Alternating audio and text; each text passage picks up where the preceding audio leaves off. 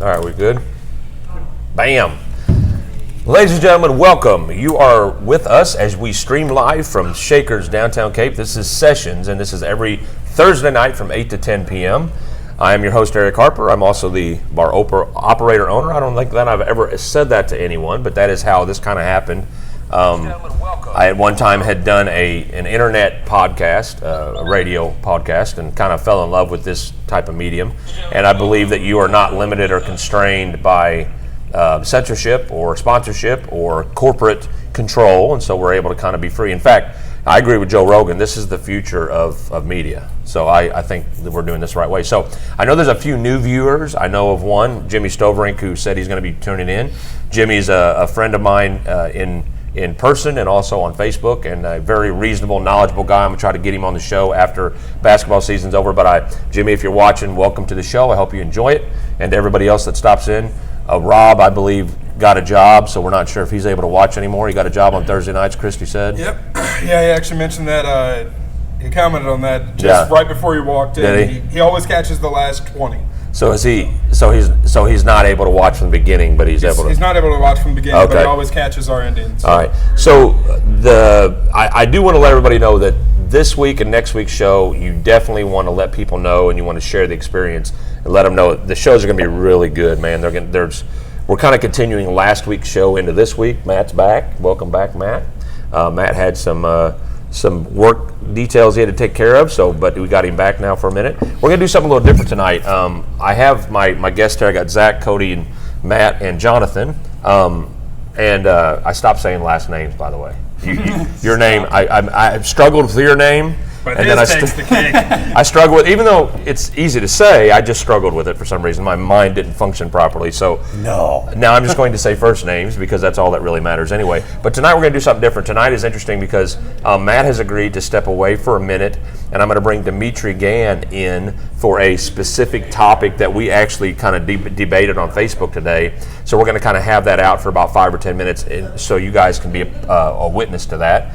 In case you, I don't know that have it out as a in Dimitri and an Eric way. In a Sessions way. We'll have it out in a very loving way. Dimitri and I are very fair with each other, and we both understand that we're both passionate about how we feel, and we're on opposing sides, but we also understand there is a middle, and that's where we kind of try to find. And typically in our conversations and things on Facebook, as we want people to get to, is you find a middle ground. That's what this show is all about. And so, yeah, there we go. Cheers. So at home, if you're having a drinky drink with us, you can cheers or toast anytime I say this is why I do this show, or if we see it close enough and you see us drink. Yeah, if you see us cheers, then you can cheers at home. I'm glad to have Jonathan back. Jonathan has become kind of one of our personal favorites. Cody has introduced me to a lot of cool stuff, and one of them was Jonathan, and I'm so glad. Jonathan's a super interesting guy, and I'm pleased to have him. And I have so much respect and admiration for you guys that come on the show, because the show is fueled and generated because of you guys. I'm just kind of in the middle, keep things going. Hey, Danielle. And but the show really works and functions because of you all. So I appreciate you all coming on. And guys, they do this for free. This is not, no one makes money here. Jay Johnson's on the camera. Jay, we got to see your shirt real quick. What's going on with the shirt today? Oh, Slow Crush. That's a cool one. Come on in. Come on in, Jay. On the camera. It's part of the segment. Yeah, here we go. All right, we got a Slow Crush. Is that a band? Okay. So he's 2 weeks in a row he's done I'd say obscure bands. I only say obscure because I don't know who they are. So I'm kind of a mainstream poppy guy, so I don't really know. But okay, all right, cool. So last week it was some kind of black metal, dark metal, something. Last week, what was the name of that last week? Huh? It had an interesting Ghost. Ghost. Now I just actually caught him. I actually went and checked him out. He's kind of a theatrical, he's pretty cool actually. He's from Austria? What? Sweden. Okay. Sweden's got some cool artists, man. Ace of Base. Is he like Dick Van Dyke theatrical? No. Okay. Is that really where you're going with that? Is that how we think of theatrical as Dick Van Dyke? Where the hell did that come from? Yeah. Yeah, that's what everybody thinks when they think theatrical, right? Because Fred That's Astaire not Andrew Lloyd Webber. We think Dick Van Dyke. Dick Van Dyke. Okay, you just wanted to say Dick and original Van Dyke. DVD. Yeah. I wanted to get both in. You did. You wanted to say it. So, so anyway, that's kind of the layout of the show for the next couple weeks. But next week's going to be an awesome show because I'm pumped for this one. One of my personal favorite subjects. I know it sounds kind of weird and creepy, but serial killers. Yeah, I don't know if I'd have led with that. No, I'm just saying the reason it's fascinating to me is not only I'm a writer, so is Jonathan. We write, so anything that spurs our thought. So it's serial killers are fascinating for people, scary and fascinating, but they're that way because they're human beings on Earth that live amongst us, but their existence is completely different. Their mind and their thoughts are completely different. They live in their own world and reality, so it's fascinating. And so I gave an assignment out. Basically, we're going to talk about serial killers in general, and then each of us are going to have a serial killer. I'm doing Leopold and Loeb, just so nobody does it.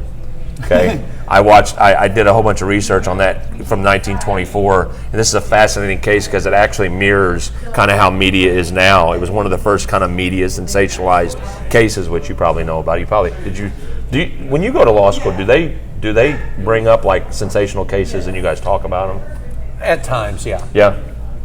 So that's going to be the one I'm talking about. So each guest is going to have a serial killer that they're going to kind of talk about. Funny that you're doing the Leopold too. I'm doing Kate and Leopold. Oh, you are? Yeah, the rom-com. Yeah. They murdered the audience. The rom-com, yeah. Okay. So if nobody knows this, Zach, well, actually, some people might know this. Zach hosts the open mic down here, but he's also a comedian, and he's the most, I would say, not outspoken, but he's very, very plain spoken about his comedy, and his jokes are on the edge. Yeah. So if he ever tries to get a job on SNL, you're screwed, buddy. It's true. Yeah, they'll pull old tape on you for sure. Anyway, and you have nicer hair than everybody on that show, so that would not go well. Kenan Thompson's got nothing on. That's right, Kenan Thompson. I remember him from what was that show he did? All That. Kenan and Kel, All That. Oh. Yeah, he's come a long way. I didn't know how he'd do on SNL. Still like holds 16 the same years. orbit though. He does. Same record. Oh. He The does. longest record, for cast member on SNL. He sure does, and I'm glad he's sticking with it. He's turned into a really funny guy. I mean, I've watched him hone himself through the years, and he's really become. He does a really good. He does adult humor, but not guttural. Yeah, he's got a good way of. It's almost like he's still kind of got that Nickelodeon in him a little bit. So that's pretty cool. I like that a little bit. So Kenan and Kel both tried out for SNL, and he was the only one that made it. Really? Yeah, and that just became his career. So that tells you that his partner, Kel, was riding coattails. Of course. Maybe. Well, I mean, he didn't get the job. Punchline can't always be orange soda. Orange soda. Was that from Burger? What was the name of that movie they did? Good Burger. Good That was Burger. a Good Burger. That's right. That's right. All right. So we're going to do a few topics, kind of our hodgepodge, our potpourri, if you will. And with this, we'll put that out for discussion. And then I'm going to bring Dimitri in for about a 5 or 10 minute thing. You guys are welcome to stay in. Matt's going to give up his seat for about 5 or 10 minutes, and we're going to put that to rest once and for all. And I want everyone to know that if I have a debate with you or we discuss things on Facebook, I'm going to challenge you to come on this show. And the reason I do that is because these guys are courageous because they will put their ideas and their values out there. But a lot of people like to sit on their phones and comment and be these courageous warriors on safe. Facebook. It's safe. They don't risk anything. They don't have to actually expose themselves and show their face. And I actually had that discussion with someone who was being really kind of insulting and everything. And I told her, I said, look, at the end of it, I'm always about what's better for the communication. I said, look, I challenge you to come on the show and let's do this debate on let people watch it. You know, sit at the seat. And her comment was, oh my God, you have a show? You spew your crap to everyone. I'm like, okay, you haven't ever watched the show, obviously, because it's not about that. We try not to lean one way or the other. Now, obviously, our principles and values lean sometimes. I'm doing that because that was real close to that. And it wasn't. That's what we do on the show. It was. That's not what we do on the show. And I feel like that's If you feel the need to drink, go ahead. Close enough, right? But But that's my whole thing is if you're going to be a keyboard warrior, and that's kind of an insulting way, but basically if you're going to be a keyboard warrior and you're going to be brave enough to be on Facebook and make comments and your picture's there, everybody can see your profile and see where you work, what you do, you might as well come on a show like this and put your face out there and have the courage of your conviction. That's what I admire about Dimitri. Dimitri and I debate on Facebook. We don't agree on stuff sometimes, but he comes on the show to defend his points, talk through issues, and then we find a medium, and that's what it's all about. That's really the important thing there is you both do it in a respectful way of each other, and that's what it comes down to. It ceases being debate when it's not that. And that's true. And it's so good having you back. Yeah, it's so good having Canada back in the U.S. You're just so Canada's back. I love in the everybody, house. man. That's good, man. That's awesome. I think another reason why people don't like to come on to live shows and stuff like that is a lot of people that do have these viewpoints have it backed off absolutely nothing. Mm-hmm. That it's stuff that they read and spout back. So if you put them on the spot with nothing to sit there and research and nothing to say, then it has to come from their own mind, and they probably aren't that well educated. You know That's what I a mean? very, very good point. If I say something crazy on here, I could lose my job. Right. Now that doesn't change what I have to say. So now that's a good point, and I'm not going to mention the guest's name, but there's a guest, and I'm not going to even say where the person works or whether they're male or female. But we did have a guest on the show that has that very problem with their employer. They work at an employer that has certain views about things, and this person had kind of opposing views, but unfortunately, we live in a world now where you are now judged by your views and your ideals as opposed to your value as an employee. And so I will say to that person who I hope is watching, I love you. Maybe not even judged by their views, but judged by the other person's perception of their views. Well, and that's even worse. And that's true. And a lot of times we can't do anything about the perception. The perception is kind of how people take it, but you're right. People do perceive things a certain way, and unfortunately, even though we're just trying to share information and be kind of a table where everything gets laid out there to be exposed, sometimes people are judgmental about that stuff. And this is what I want to break down about things and therein lies the rub. About That's a show. about to be a new one too. About a show like this. Look, I think it's great but you don't need a reason to drink. Oh, I never need a reason. but anytime I get to celebrate drinking, please. Oh, of course. That gives us an extra kind of a special, an extra reason. And anytime you can have an extra reason, just have like a ceremony about it. My reason to drink is my work. Really? Yeah. It's just, they make you drink. Me too, but in a different way, I guess. Well, that's part of kind of the selling point. Yeah. Hey, I tried this the other day. This is really good. Actually, that's true. That's how Screwball got introduced. Is you had it and you really sold it to us. So I just want to state for the record that we lost 7 viewers while you were talking just then. So it's 7. Obviously me. Exactly 7. Yeah, obviously me. Way to go, Cody. They're all cheersing in the back. They are, yeah. So, Cody, your significant other came back from her long trip to help her friend. Yeah. Your significant Larissa is. I just want to say this. I compliment her as much as I don't agree with a lot of things she says and feels. She stands by her convictions, and she's obviously a very good person. Yeah. Larissa went for 3 weeks, basically, right? 3 weeks, went to a really good friend's house, lived in the house, helped her take care of all of her personal needs while she was going through her pregnancy. And she's done this before, right? Yep. For all of her babies. Yep. Almost like what is a midwife almost, where you're there to kind of help she out. Does home births too, she does it for free. Basically, they pay for her to go there as far as the plane, but she does it for free.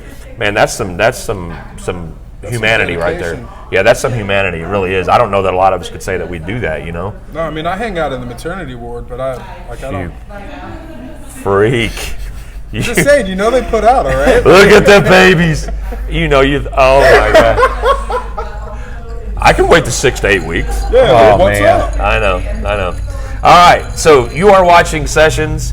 It's streamed live from Shaker's Bar, downtown Cape, every Thursday from 8 to 10 p.m. So let's get into the meat of it, guys. Everybody ready?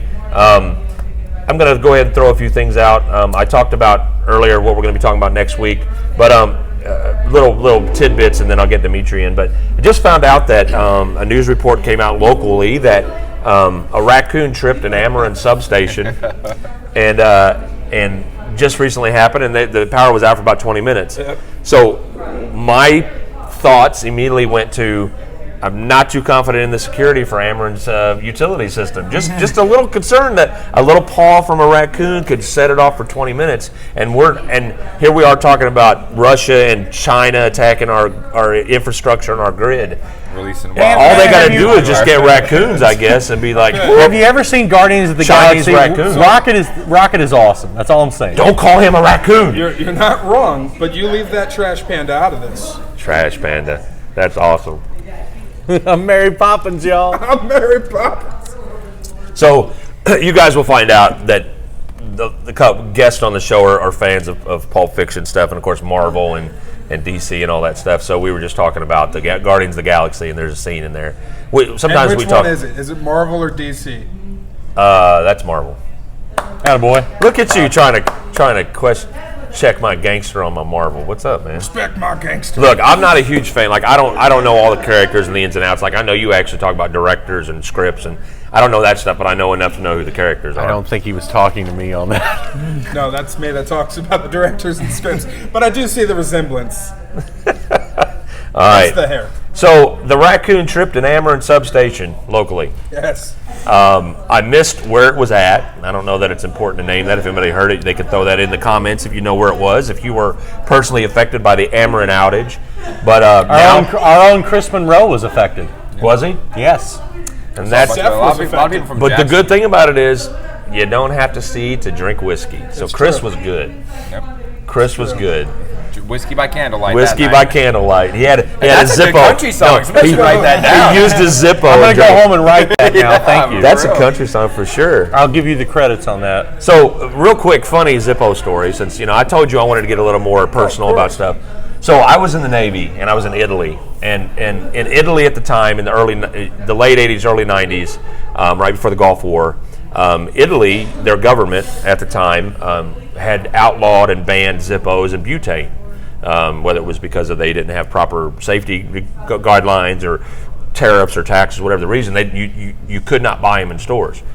On our ship, which was the USS Shreveport, the ship store, you could buy Zippos and butane because that's when you smoke, that's what you used, and the Zippos were very readily available, so they're pretty cheap for us. So I remember the story is getting a taxi in Nicolai, Italy, which is right at the foot of Mount Etna, which is an active volcano in Italy, which is 45 minutes from Sigonella, which is like Sicily area. It's right near the boot, and which is really cool because I was in a hotel and the balcony overlooked the Sicilian hills, and you could see these mansions sporadically. This is not a joke. Like I was thinking Godfather and all this because of the scenes from Godfather, but that's what it looked like: Sicilian hills and mansions sporadically scattered. But anyway, in this town, we caught a taxi ride, and while we're sitting in the back seat and we trying to work our way through the language barrier.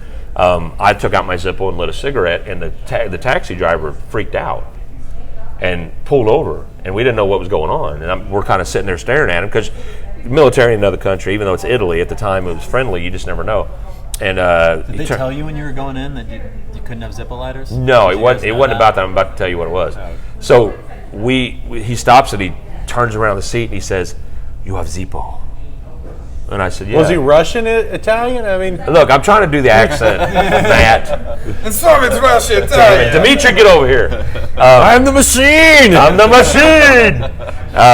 But anyway, I don't do a good Italian accent, so I'll just muddle through. But he basically says, "You have Zippo." Sorry, that still sounds Russian. Just Keep it going. say it like Mario. Mario. That's not a Zippo. That's not at all racist at all. That's not at all stereotypical. All right, we're pushing a line here, boys. Accent. I'm just saying. Let me do it like this. You have Zippo? That was it. You want wine with your pasta? Okay. So anyway, he says, "Do you have a Zippo?" And I say, with Zippo in hand, with a lit cigarette, I go, "Yeah." Like I didn't know if I crossed the boundary. He says, "What do you want for it?" Like very mysterious. Like, and I said, "What do I want for it?" He said, "We're not allowed to have Zippos or butane here. This is like gold to us." I was like, "You're not allowed to have it, but yet you want mine?" Right. And he goes, "Shh, we keep between us." I'm like, "Okay, Italian taxi cab driver, we'll keep this a secret." Then he goes, "You want some girls? you want some girls? I'm like, no, I'm Looking at your Zippo. I'm good. I'm like, do I want girls? I'm like, I'm trying to figure out. Yeah, Sick, I had no idea I was sitting on a gold mine. I'm trying to figure out how this works. And so he basically runs it down. And he says, I know where girls are. You give me Zippo and pack of cigarettes, and I will take you to this place where there are lots of girls. He's still rushing in the shit out of this. I'm okay with it. And yeah, now it almost could be Russia actually. It was a so- Russian. Okay, it was Russia. It was Moscow. But anyway, so the short and long of the story is we talk about Zippos and lighters. That was an interesting story, and we got a whole taxi cab ride, like 10 miles, free dinner at this guy's mom's restaurant. So this taxi cab driver, the mother, it was a family We restaurant. have some nice borscht. Borscht. It's Borscht. Italy. Yeah, he's being funny. It's a Russian thing. Ha ha! I love how you guys explain that to me. Borscht, it's Russian. No, they had nice pasta though. But I will tell you this: in Italy, it's real pasta. Just like in Mexico, Taco Bell is not Mexican food. I just don't know if anybody knows that. What? I'm sorry. And you're not really a werewolf. We love you like one, planet but am you're I not on really right a now? werewolf. Mexico invented fourth meal. I had no idea. Yeah, fourth meal. So in Italy, they laugh at our Italian food. It's just takeoffs. Like Marie Callender makes their big pasta dish. But anyway, they bring you a big dish of fettuccine Alfredo, and then like Lambert's, this older lady walks around that is the inspiration for the restaurant, and she has a pot with a pot holder right here, and she carries the pot out, and she just takes her tongs in and gives you, like, you never get an empty plate. Like literally, it's all you can eat, but it's like forcibly fed to you. Like That sounds Sicilian as hell. Oh, it is. Like, you have to eat. And then wine, of course, the water, at the time you couldn't run water through the faucet, so wine substituted for water. So while you're getting full of pasta, if you ask Michael Scott about carbo-loading pasta before you run, you don't do that. You just don't do it. But, so you load up on the pasta, and then the wine just pouring. And they tell you what wine you're going to drink. You don't get to choose. It's like, whoop. Pairing kind of thing. Yeah, it's a pairing thing. So they gave you like this red, like this. It's not a Shiraz, but it was like a blend of these two different kinds of wines, Italian wine. And so, but that was a lot of fun. So I got a full meal, taxi ride, and got to go to a really cool club with a lot of really pretty Italian girls, all for a Zippo lighter and some cigarettes. And I was a Marlboro Red smoker at the time, so Good cigarettes. that's It's a great cigarette. Cowboy killer. Merca. Taxi driver's just driving around all night. Oh yeah. No, you see him driving. He's got the Zippo lit, and he goes, I love America. That was Russian. Sorry, that really was Russian. I gotta work on my accent. That's a nice. Mario. Zippo. There we go. All right. So the raccoon tripped it. Anybody worried about Ameren security? No. Nobody's worried I'm about more it. worried This about is not the Russia first time training that's than happened in the American. last 5 years. With a raccoon? Do we know for a fact this raccoon wasn't trained by Russia? We don't. Oh no! Now you just put another conspiracy in my head. Yeah. He's not one of It's us. first it's Trump, now it's raccoons. Trash panda Oh my sleeper God, cell. Trash panda sleeper.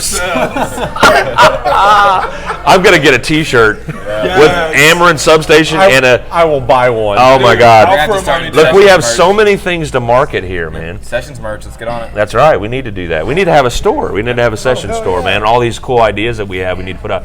So let's do that. If you'd like to sponsor the show and help us get a merch section going for this show, seriously, if you'd like to do that, and you want to be our partners with the show, I told Jay on the way in, if you want to partner with the show, it's not always about financial. It's we can barter mentions. I can, we have several hundreds of viewers each week that watch the show. We'd love to mention your business if you'd like to, team up with us, and we can kind of grow this into a brand and T-shirts and hats and koozies and underwear for Jonathan. I mean, just all kinds of. They don't make them in my size. Right? No, they don't. They don't. And there's too many days of the week. Got to have 7 pair, and you only have 3. So Two these days. 2 these days. So anyway, on to the next little tidbit.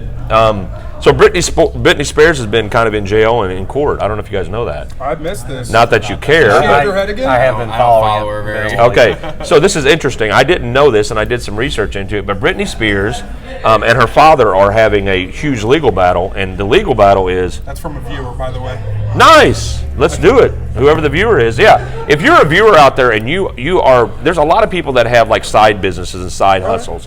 if you're a viewer and you like screen printing or graphic work and you want to kind of team up with the show, I'd love to mention you, and then we could work on maybe getting a brand out there. So if you are, let us know who you are and leave your information. Most of the time, the people that are watching so far are people that know the guests. But if you don't, leave your information. We'd love to contact you. But Britney Spears is in the news. They have some free Britney posters and T-shirts. She's been in and out of court recently. Her father, who basically has been her manager, has controlled her basically her whole career from the time she was 14 when she first started getting. It was 14 or 15 when she had her first record contract. He has a conservatorship. He has a conservatorship, and she's been fighting it for all these years. I mean, the girl's 36 years old, 37 now. I mean, she's a grown woman and has kids and has had a life. And the conservatorship also got reinforced because she had the mental break. What is a conservatorship? It's basically where a conservatorship is. Oh yeah, that would be a good one. So for you. you've got a guardianship where you're over the person, and a conservatorship where you're over their estate. Okay. So it's her earnings, her. Gotcha. He's just in control. Those of all type of of it, 'cause things, that was correct. signed whenever she was a little kid. Yeah, More than likely, teenager or whatever. and especially once I'd he go was in with a position. 2006. She started. Like No, that's not when it happened. No, Her- you're ruining my joke. Just stop. Sorry, go ahead. You start off very deadpan and serious. I don't know when you're joking and when you're serious, because you come off like this, man. He doesn't- F liberals, and here's a joke. He Like, doesn't, it's the same. he doesn't have another speed, man. He's just That's a just what it is. one speed mower. You gotta wait. You're one of those guys where you gotta wait for like the punchline Right? Like, to come. So 06 Britney Spears, man. She sits there like maniacally laughing, shaving her head. Right. I would probably. Okay, so You know what? I don't know what it's like to be that famous. Britney's at that Cher, Celine Dion level. She's at that crazy like. No, I put him at that level. She's No, now. sorry, Celine Dion's just great. I know. Thank you. I don't mean, and here's the thing, not talent-wise, but at that famous level where Britney, no matter where she goes or shows, she'll be sold out. She sells out, like just because. Yeah. Plus, I feel like generationally, even like younger kids, like they still know who. They were not around at all whenever she was No, doing but stuff, there are. everybody knows. You're who Britney exactly Spears right. What's is. crazy about that is I on the side I do some wedding I did some wedding DJ stuff, and I could play a Britney Spears song to 9-year-old girls, and they would sing the song "Hit Me, Baby, One More Time," which is scary because that's a sexualized song about teenagers. But anyway, and it's 20 years old now.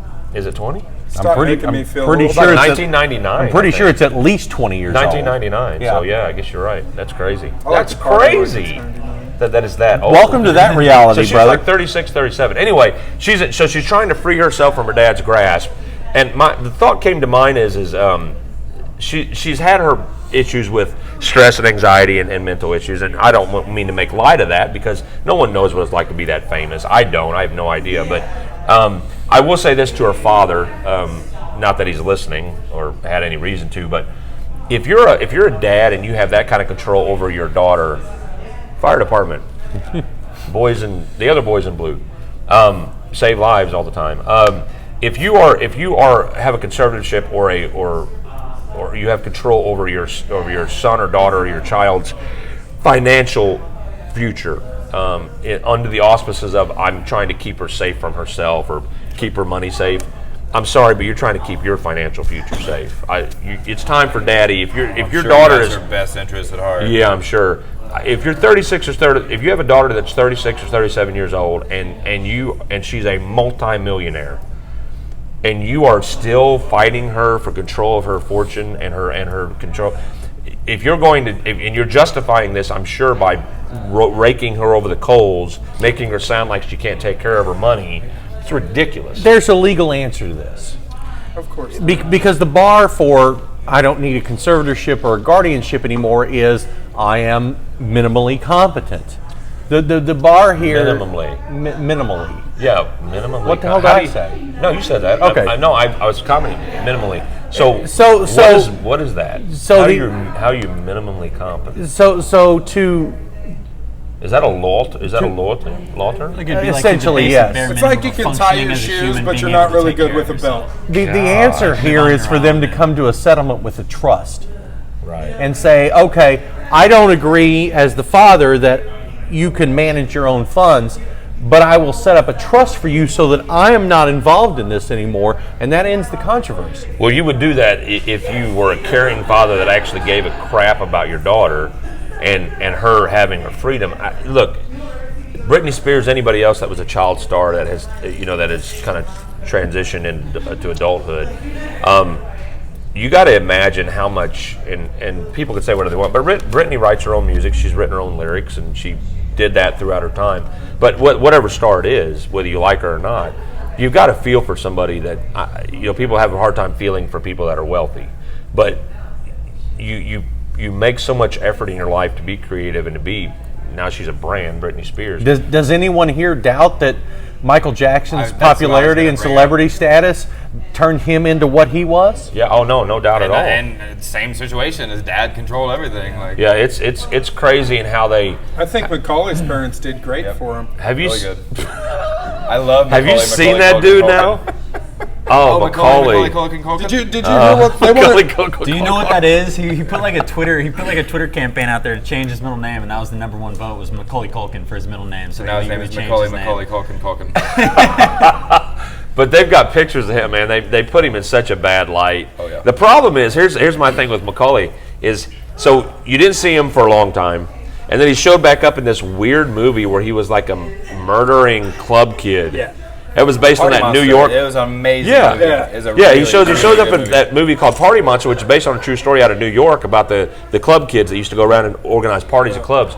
And he shows back up out of nowhere in that movie. You see him. You see that about every 8 months on SVU. You have to go. 10 years ago, it's based on a real crime that it was a jealousy and party monster, and these party monsters where these kids were like basically promoters, and they'd go club to club and promote shows, and this one kid was gaining a lot of popularity, and Macaulay Culkin's character was jealous of him and basically ended up killing him with a hammer or whatever it was. Now none of us need to watch it.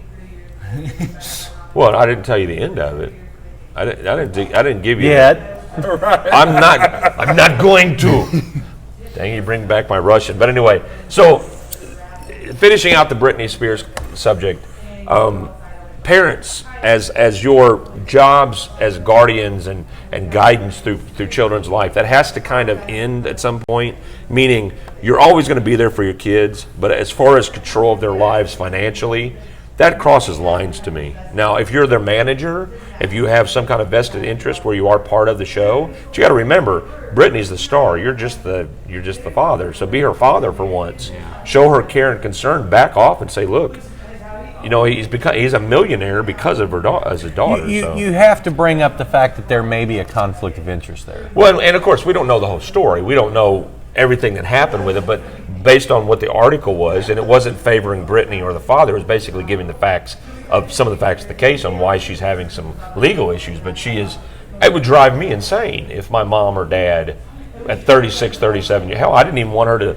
to tell me how I'm supposed to fold my clothes. Can you imagine how I'd be if somebody was like financial control over what you, Man, she could tell me how to fold my clothes. There you go, man. Not to mention how psychologically damaging it is to be continuously told you're not mentally stable enough to handle your own money. Oh yeah, and that's the thing is that this type of thing goes back. What's the best way to make somebody think they're crazy? You tell them they're crazy over and over again. Right. And so that's a lot of times in relationships, if you're in a manipulative relationship, a controlling, we talked about this in another show. Gaslighting, yeah, you gaslight. I constantly tell Matt, if we're in a relationship, hey, you are not worth anything. You're crazy. Can we switch seats? Oh, you're switching out with Dimitri. I'm about to bring Dimitri over here, and he's going to slap me for doing that.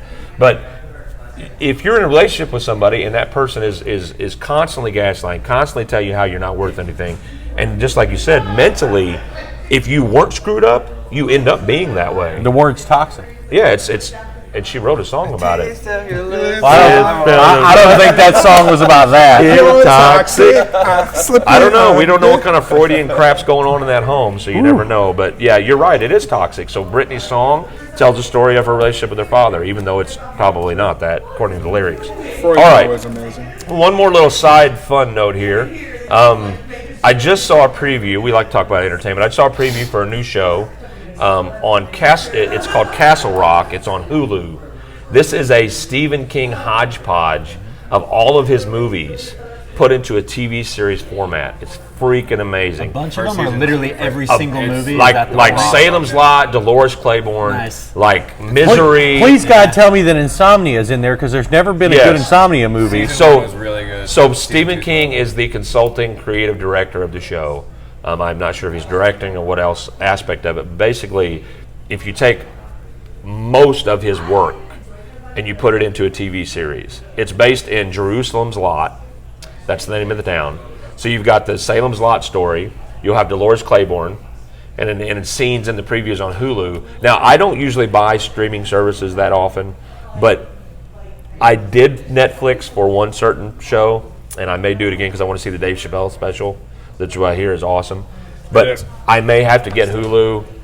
It's worth a watch. Just for Castle Rock. It's a really cool watch too, because if you do read a lot of Stephen King novels, the whole time you're like looking for little Easter eggs and stuff. Right. It's really cool. Like, cool. And so I can't imagine. It's phenomenal in it. Just leave the Who's in it? Are there any big names in it? There's some good ones. I can't think of there's some really good ones. Okay, so I think the guy in Salem's Lot, the story, the main character of Salem's Lot is a very, I don't know if it's that's Pierce Brosnan, but maybe you can look at this. We'll look it up while we're doing it, but check that out. If you got Hulu. Working on it, boss. If you don't have Hulu, check out Castle Rock. And I'm a fan of Stephen King, as is millions of people, but I love the format for like everything is all the stories in one town. So you got, what's the one with the guy? Bill Skarsgård. That's who. Bill Skarsgård. The guy who is that the guy who played Sissy SpaceX in it for the older Yeah, he folks. plays it, right? Yeah. Okay, but Tim Robbins? I think Skarsgård is That's his actually in name. it. What's that?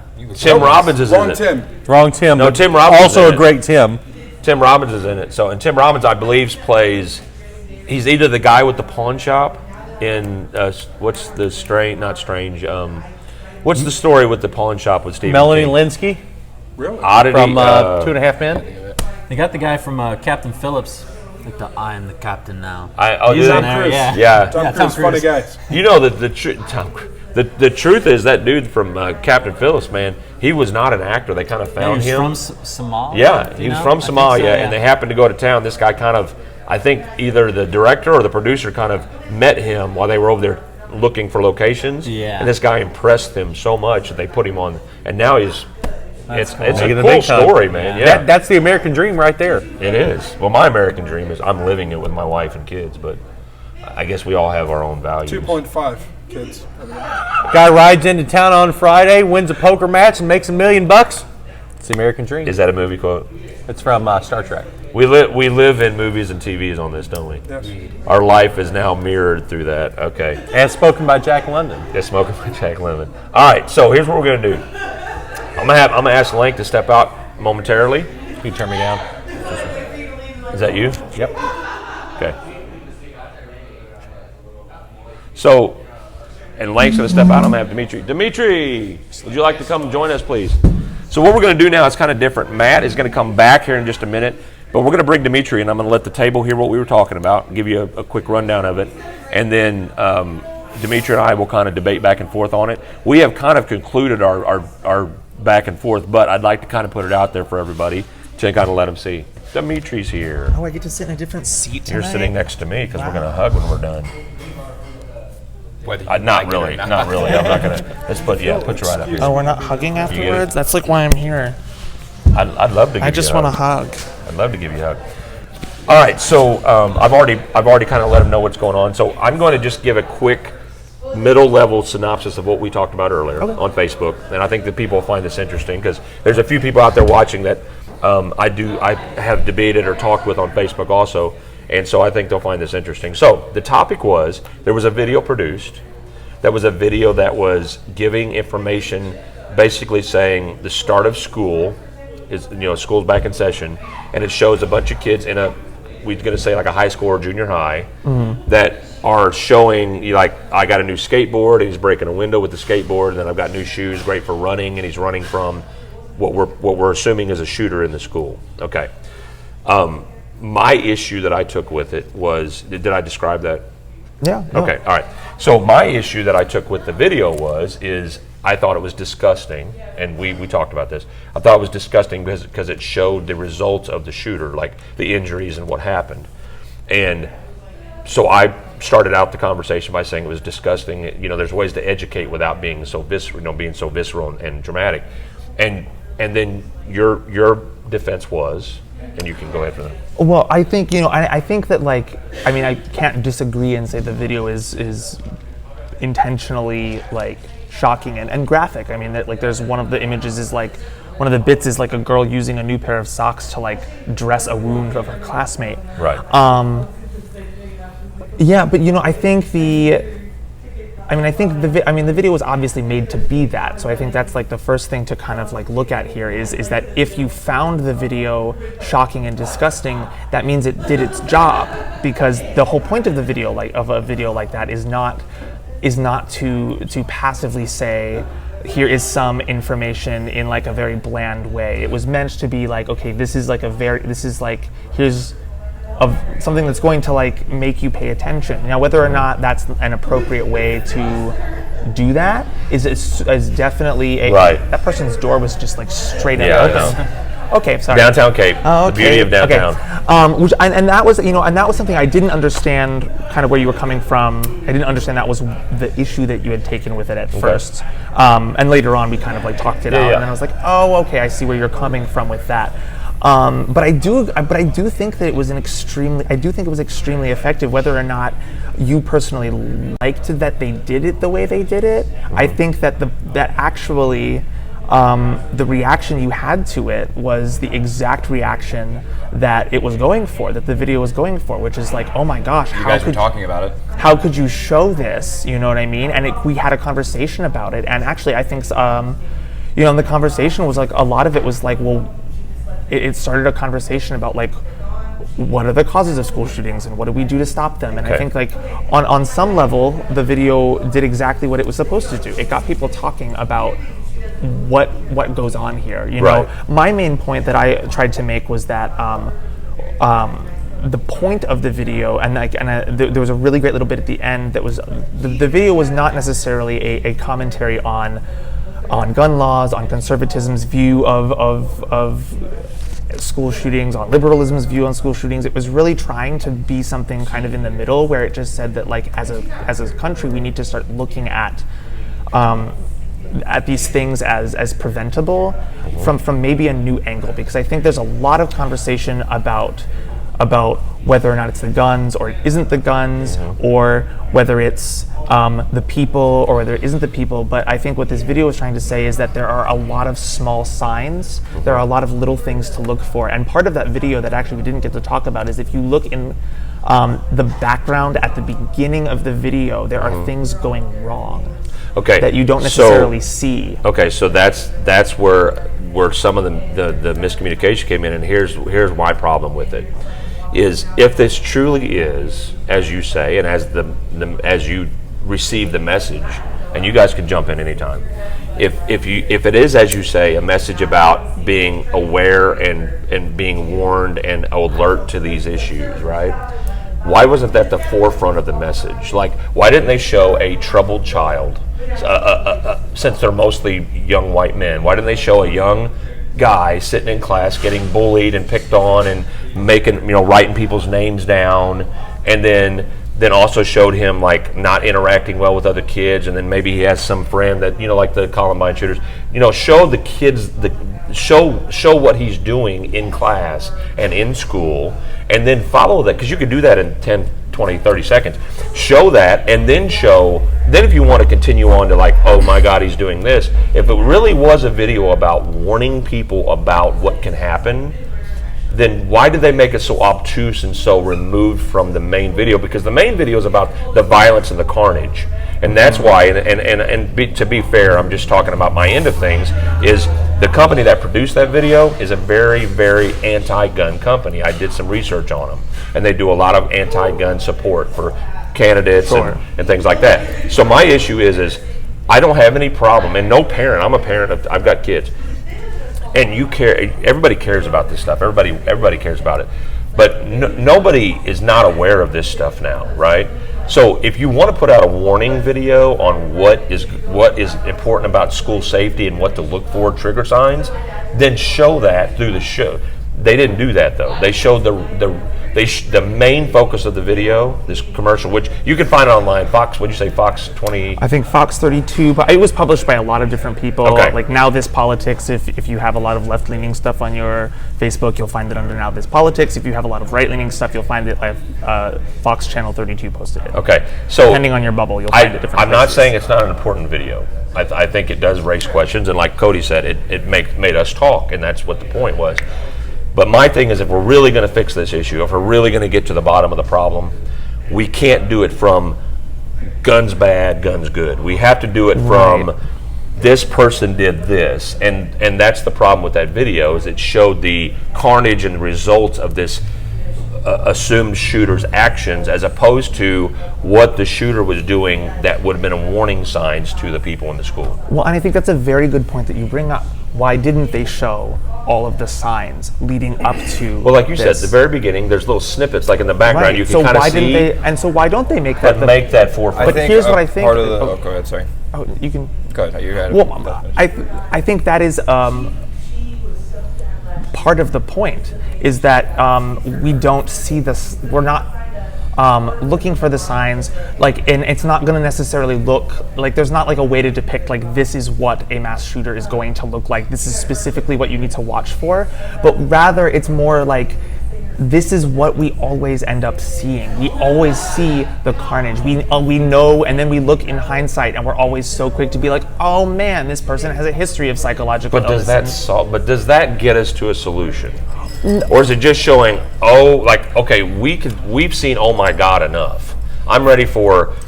Let's freaking fix it. The only problem with bringing it forth like you did, this like talking about showing the shooter getting bullied and all the things that happened to him to get him to that point, is then you start sympathizing with the shooter instead of No. You know what I mean? I know what you're saying. You know I know what you're saying, like- but I disagree, because here's the thing. You're going to perceive that how you want to perceive it when you're showing somebody getting bullied. Because the fact of the matter is, most of these kids are antisocial. They don't have a big circle of friends. They're kind of removed. And there are a lot of signs that show what these kids are. And they're very, very hard to see, because as a society, we do that tend to to a lot of kids. blinder the crap out of people. I don't know. I think we're overly sensitive to call something out because of PC culture, which I'm sure you'll agree with that. But my issue is and just to be fair, where I'm at is, if we don't start pointing at what it is, right? Like, for example, the vast majority, almost all mass shooters are white males, right? Yeah. If we don't show that fairly, it's not race or anything, it's showing who the person is. If we don't show the characteristics and who that predominantly are, then we can't trace their behavior patterns and how they act. And as you said, you're saying we kind of put blinders on, and we kind of don't. We do that because we don't want to be known as the mean guy and the mean teacher that goes, there's something wrong with Junior. But that's what I want. We have to do. Like, if we're going to call it out, and we're going to say what it is, we have to be real. Like you're talking about, the video's real. It's showing the realness of it. Okay, well, let's be real. Let's go all the way through and be real. Let's not just talk on, this is what guns do to kill people. Let's not do that, because here's my thing. You're saying you didn't view it as a gun control ad. I saw a lot of gun control issues in it, because Well, like what? So like what? Okay, Was specifically... because they showed the carnage and what guns do to people, as opposed to showing, because it could have been a knife, it could have been a club, it could have been any kind of weapon. The problem here I have is, right? But it wouldn't be anything else, because it's not a video about school knifings. It's a video about school shootings. Okay, so but how could it be anything else? There's a way more prominent problem among teens, which is opioid use and alcohol abuse. If but you that's really not want the to issue. get, But see, and what I take issue with that is, it's like, why are we that's a question of, are we going to focus on this issue or this issue? well, it can Right? So that's like can saying, all go okay, well, together. let's not talk about guns. Let's talk about this other thing. Yeah, that's but completely but separate. like you said, but is it about guns though? Because you said the ad's not about guns. Well, but like, are we going to talk about school shootings and like that, or are we going to talk about another thing that's killing people? I think it's a weird. I think it's a thing that I see a lot, is whenever the issue of a school shooting comes up, people are very quick to say, well, let's talk about this other bigger problem. Which, granted, it is like, I mean, objectively, it's a bigger problem. Right? There are other things that are killing more people. Right. However, there is a level of regularity and almost like casualness about school shootings these days. Like I'm so used to it. Really? I'm so used to it happening. I like. Are you used to cancer? I'm bored of ads about cancer and kids dying.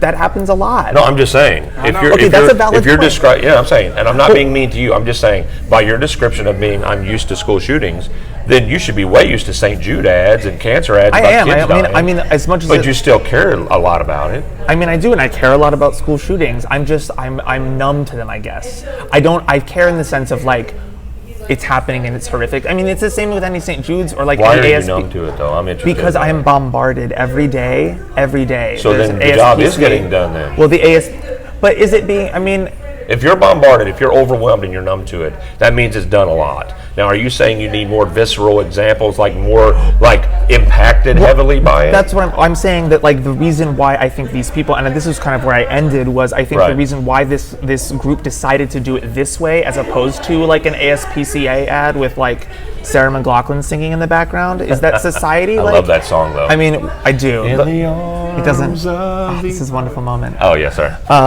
We always do songs in here, don't we? I'm just gonna start crying about the dogs. The dogs get me. That's the one thing that gets me every time.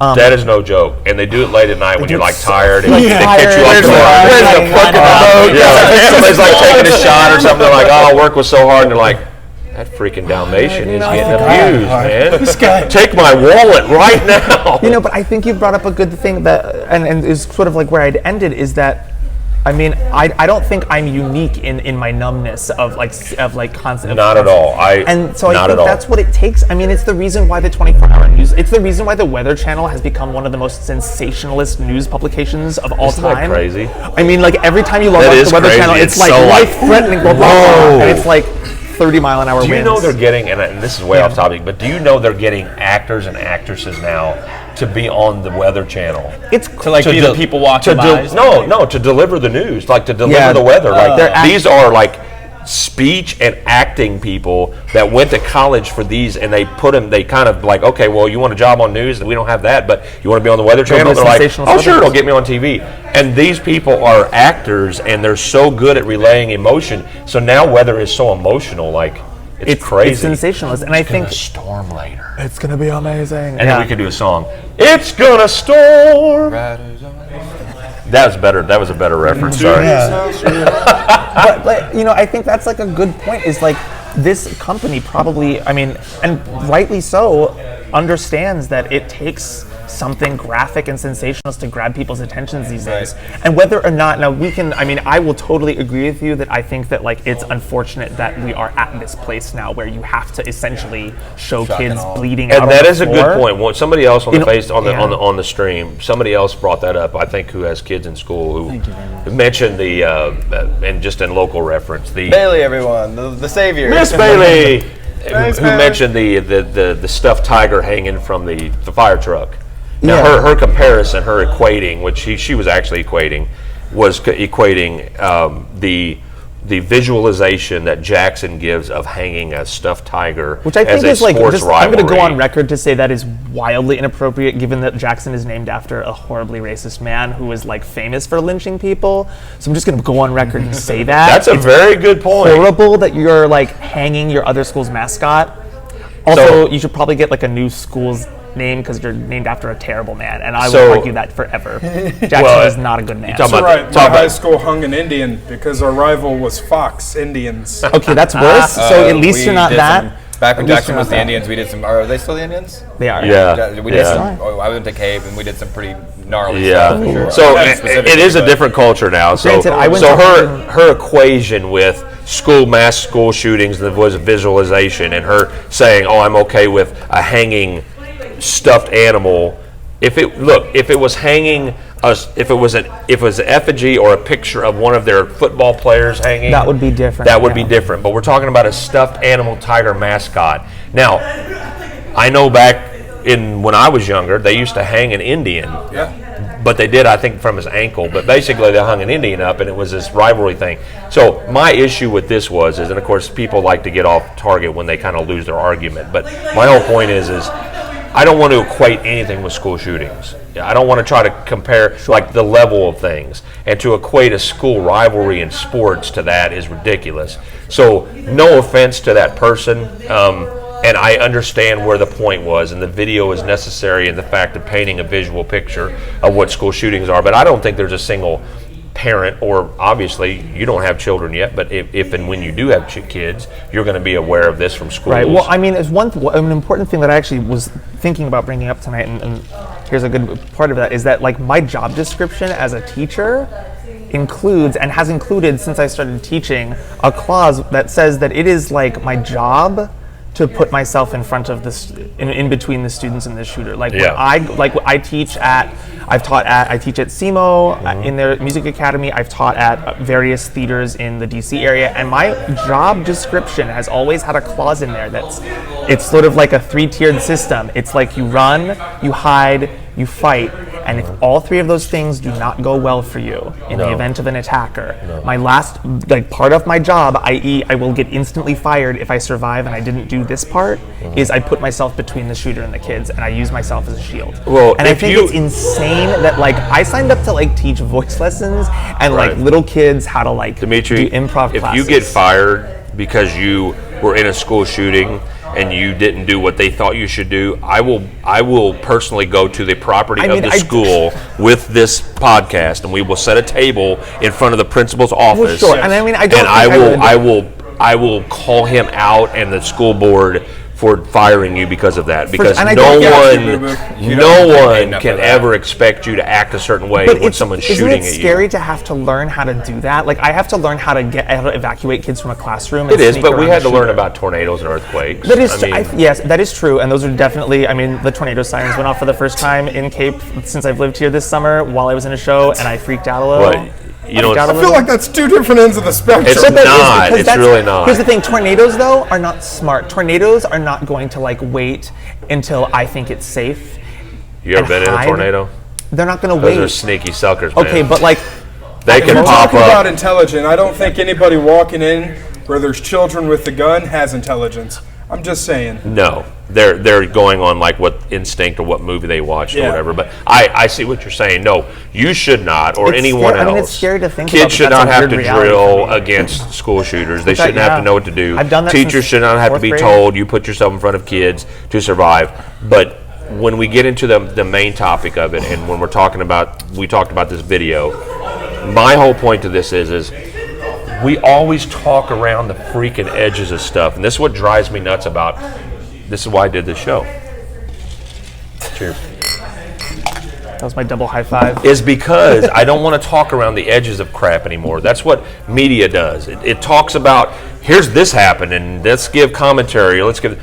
No, the root of the problem, since you're agreeing with me that it's the individual, right? Well, I would say 2 things. It's the individuals. I mean, obviously the people who do it are ultimately responsible. But Right. I think a big point, and part of the point of this video, is that we as society were very quick to shun people and ignore people who aren't following the rules, or the unwritten rules of society. We don't necessarily like interacting with people who make us uncomfortable, and people who have very poor social skills often make us uncomfortable. And I'm sure we've all experienced this, where somebody who comes up to you and has no social skills at all. I mean, an extreme case, and it's really whether or not you have a conversation with that person, it's just uncomfortable either way to be there in that moment, because you're there's so many unwritten rules of society that this person is just blasting through, and you're what do I do? You know what I mean? And it's so easy to just walk away from that person. It's the reason why a lot of people just when there's a homeless person panhandling,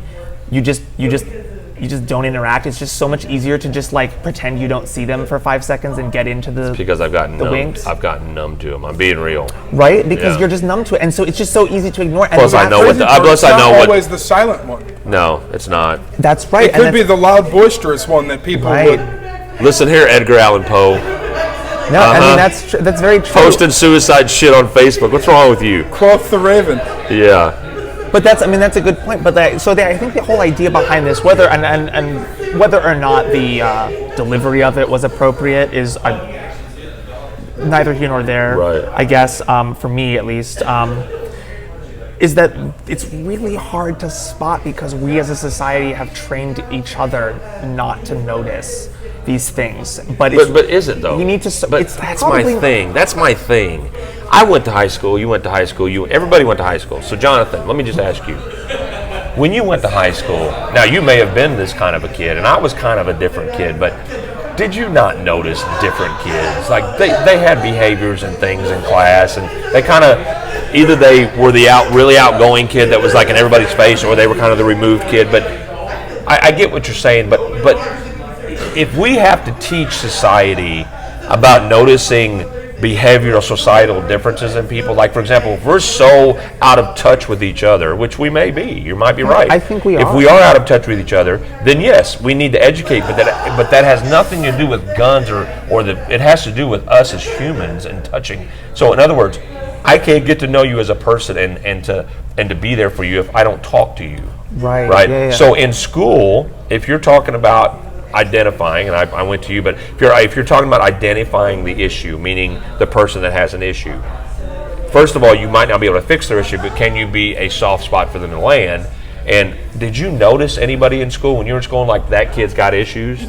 I think so. I think, like as a whole, I think a lot of people in high school, the kids who have issues, if you look at a lot of interviews after school shootings happen, people are like, I mean, I thought he was kind of weird and like he didn't really talk, or you'll get them all over the case, but a lot of times it'll be like, I thought he was kind of strange, he didn't really talk a lot. I feel like you'll notice them, but if you get into a habit of the main group of the classroom is not giving that kid attention, that now makes the kid feel like he's rejected. Like it's kind of an issue, like you were saying, if somebody is socially awkward or they have some kind of social ailment, it makes people uncomfortable. So they're like, okay, well, to keep myself comfortable, I'm just not really going to interact with that person.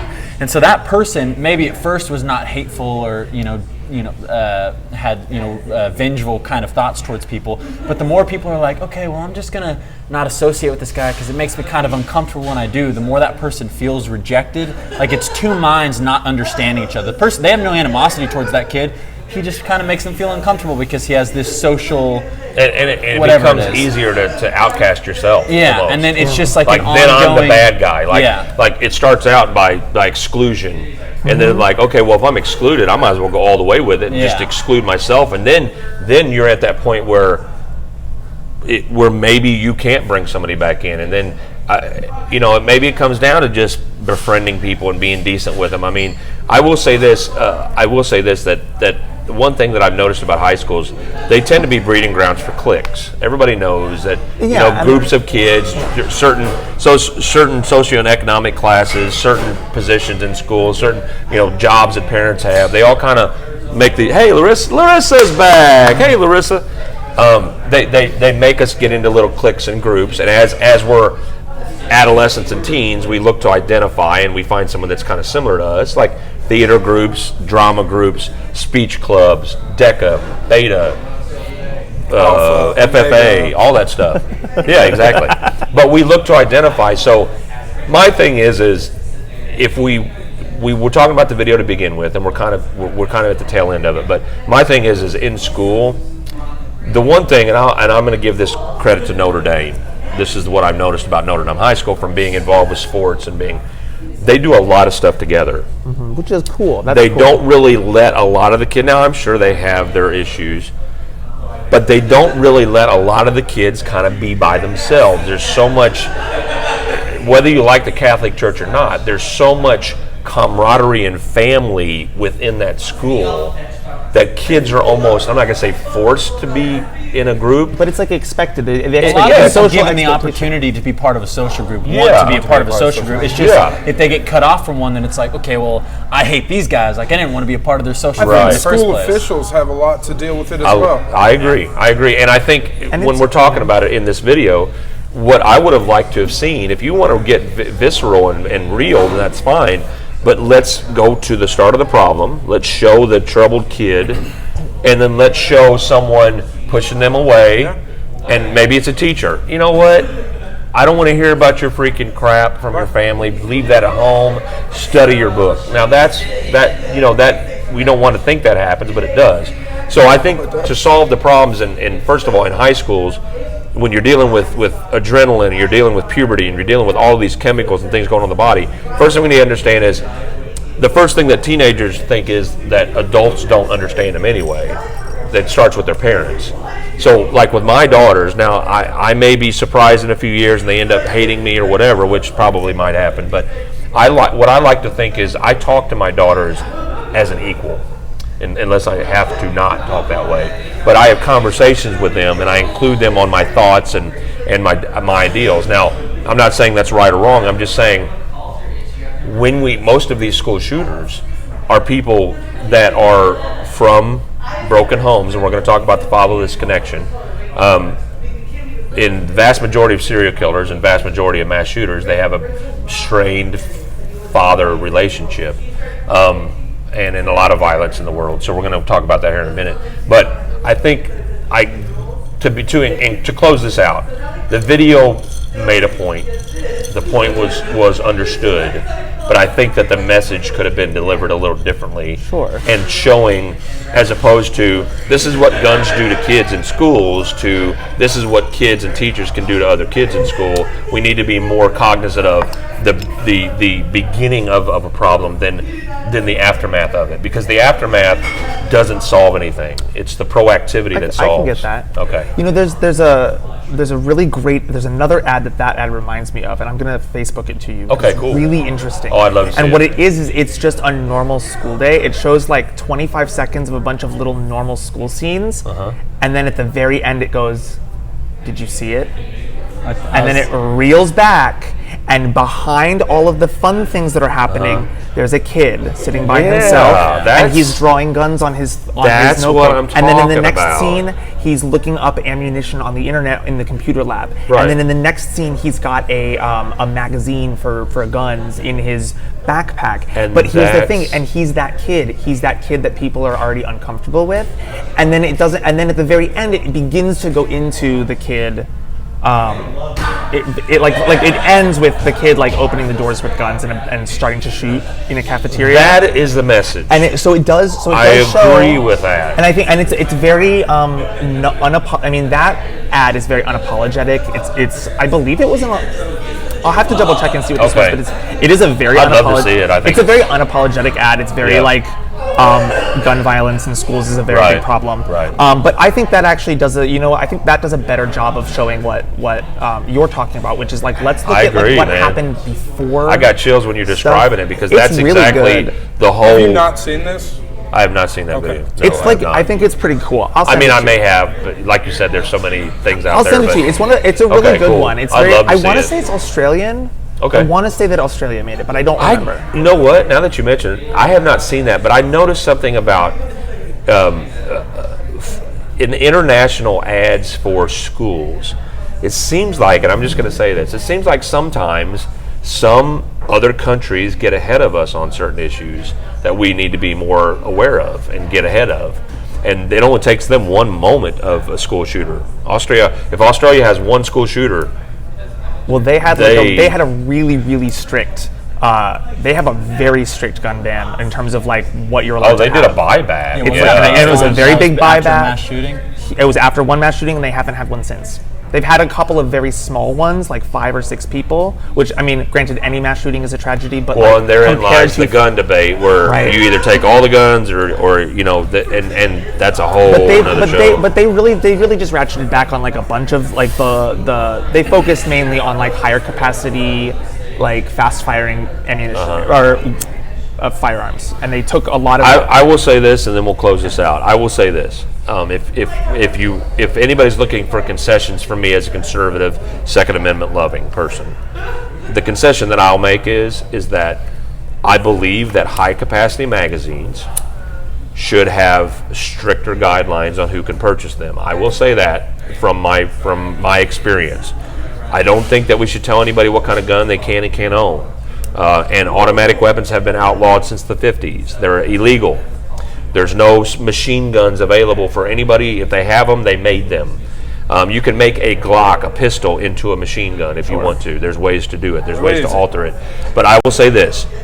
Here's my whole thing with, and we'll close it out, but with the gun debate and as far as the concessions go, I believe if we all could sit down, and I'm talking to you, congressmen and senators, if you all could sit down, instead of thinking who can I be favorite of today and just do what you know is right in your heart, we can find some concessions in the middle.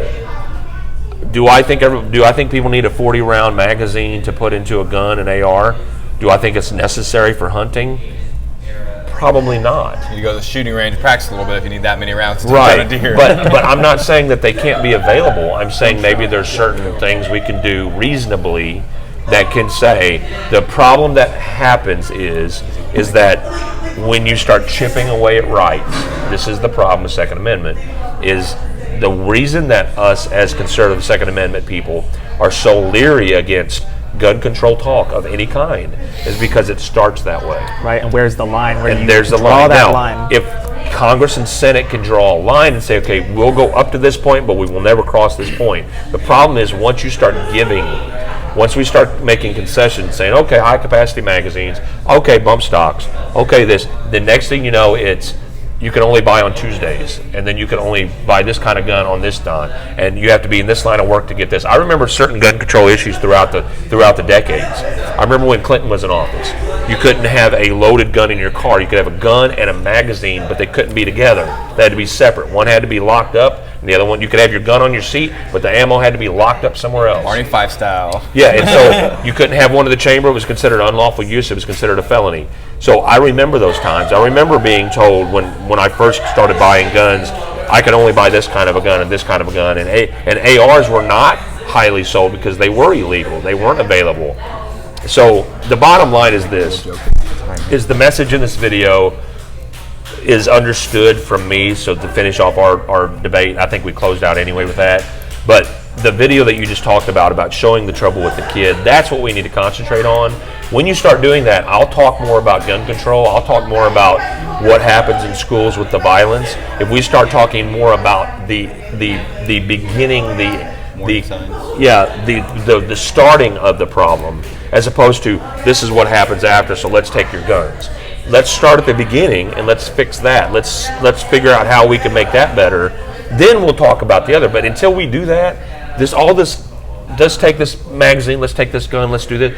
That's all just saying control, control, control.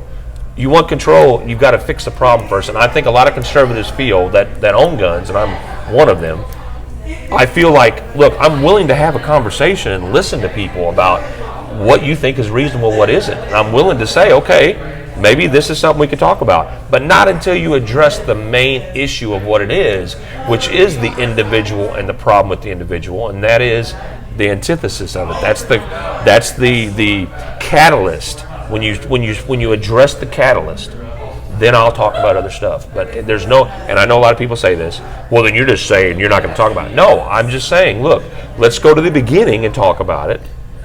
That's like the same argument when they were developing the concept of a serial killer. It was people didn't want to talk about, like, I don't care what happened in his childhood. Like, that guy's evil. You tell him you can look in Charlie Manson's eyes and you'll tell me that guy wasn't born evil. Exactly what it is. And that's the thing is, until behavioral scientists and the experts that started analyzing serial killers, and we'll talk about this more next week, but when we started looking at the beginning of that person's life and where it wasn't to make them sound like sad sacks or bad people. It was to analyze a path, identifiers and triggers, right?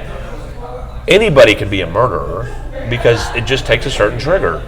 Some of us we don't pull that trigger. Some of us we don't do it. But anybody can be that. Anybody can be a criminal. Anybody can do something against the law if the situation arises. So my whole thing is, like he said, that's a prime example. Hey guys, let's fix the beginning of the problem, because we weren't able to catch serial killers. Like, for example, this kind of, I think, it really started with like Zodiac, and actually it goes before Zodiac. Like if you go back to Leopold and Loeb, the two friends. Or like Jack the Ripper. That was Jack the Ripper. Like 20s as well. You cannot find or analyze or fix criminal instinct and behavioral issues until you find out what kind of led to that life. And this is what we're going to have to do with mass shooters. We're going to have to find and identify these children that are on this pathway to darkness. And like you said, the video about drawing the guns and the violence, I was a troubled child. I had a lot of problems growing up. It wasn't my mom's fault. It wasn't anybody's fault. But I had a lot of issues. And I did some things when I was young that I'm not proud of, and thoughts that I had and things that I did. And I'll be honest with you, when I was 12 years old, I was molested. I told you I was going to talk about this. I'm not going to get all into it, but I was molested as a 12-year-old. I'm not going to go into details of it, but I talk about it very openly because it helps. It's cathartic. But at this point in my life, at 12 years old, when I'm coming into puberty and adolescence, I had very violent thoughts. I had very, very angry, pent-up thoughts. The main reason that nothing happened is because I loved my mom, and I always pictured what she would think or see if I did something wrong. I had that connection with her. So my love and my respect for my mother outweighed my anger and my angst. Unfortunately, some people don't have that. Mm-hmm. But my issue was, as a 12-year-old and being molested and feeling like it was my fault, is I actually, man, this is hard. I actually made lists of people that made me mad. Now, I didn't call it a kill list, but in my mind, it was people that I wanted to focus on and I wanted to avoid, for one thing. And secondly, it was people that I started writing about this time too. I started writing stories, and they started becoming the monsters and the antagonists in my stories. And I was able to kind of counsel myself through it, and I was able to handle it. And I will say the emotions that I felt at 12 years old, I could have easily, because I had a single mom, you know, all of the traits were there. Single mom, I had no relationship with my father, molested at 12, confused with my sexual thoughts, thought I might have had some homosexual tendencies at that time, thinking of it. And I don't think that's an unusual thing. They say that I think it's 88 to 90% of all 12-year-old boys have had some type of a confusing thought about things. So at the time, I was very confused about myself, and I could have easily become one of those kids. Now, I'm not blaming my situation, and none of it helped, but what I'm saying is until you identify those things, until you look into the beginnings of a mass shooter, we cannot find them, and we can't fix it. So if we're going to show the violence and the aftermath, like you said about we were talking about the other situation, you got to get on the emotional and the mental health of these kids at a very early age, and it starts it starts at 5 and 6. It's actually, they say it starts around 3 years old, but it starts at 5 and 6 when people starting forming their own thoughts and starting getting serious about starting making decisions about, you know, I'm going to wear these pants today, or I'm going to eat this today for breakfast. That's when we start forming our ideas and our thoughts. And I think in my life, I spent a lot of time in my own mind, and I think a lot of mass shooters are the same way. I think a lot of mass shooters spend a lot of time in here, and when it's confusing and it's dark and it's scary, it's a very scary place in your own mind. Feed into yourself. You feed into it, and then you start becoming that monster that you're scared of to scare away the monsters. Right. So, personal thing there, but just saying, I want to tell you on a personal note, I sincerely appreciate the fact that I say this to myself, but you never give up on Facebook. You always want to get to that kind of finish line with me. Yeah, and because I always want to make sure that, like, because I get very frustrated when people like will say their piece and then be like, I'm out. I'm no further questions. Don't at me. I'm like, well, that's not a conversation. That's you talking at me and not us having a conversation. And I also always appreciate that, like, you're willing to kind of continue the conversation until we figure it out. You know, and that's the whole reason for this show. Is the fact that everybody in this show, that's right, they believe in that concept of this is the only way you find a solution to fix stuff. Yeah. You can't do it by giving speeches in Congress. You can't do it by being a news mass media outlet that you tell somebody's this or somebody's that, leaning. You've got to be able to sit down, having different points of view, and not scream and shout and be mad at each other, and you got to be able to be civil about it. And that is the whole point of this, and that's why I love having you on, because I know you're going to challenge me on stuff that maybe I need to be challenged on.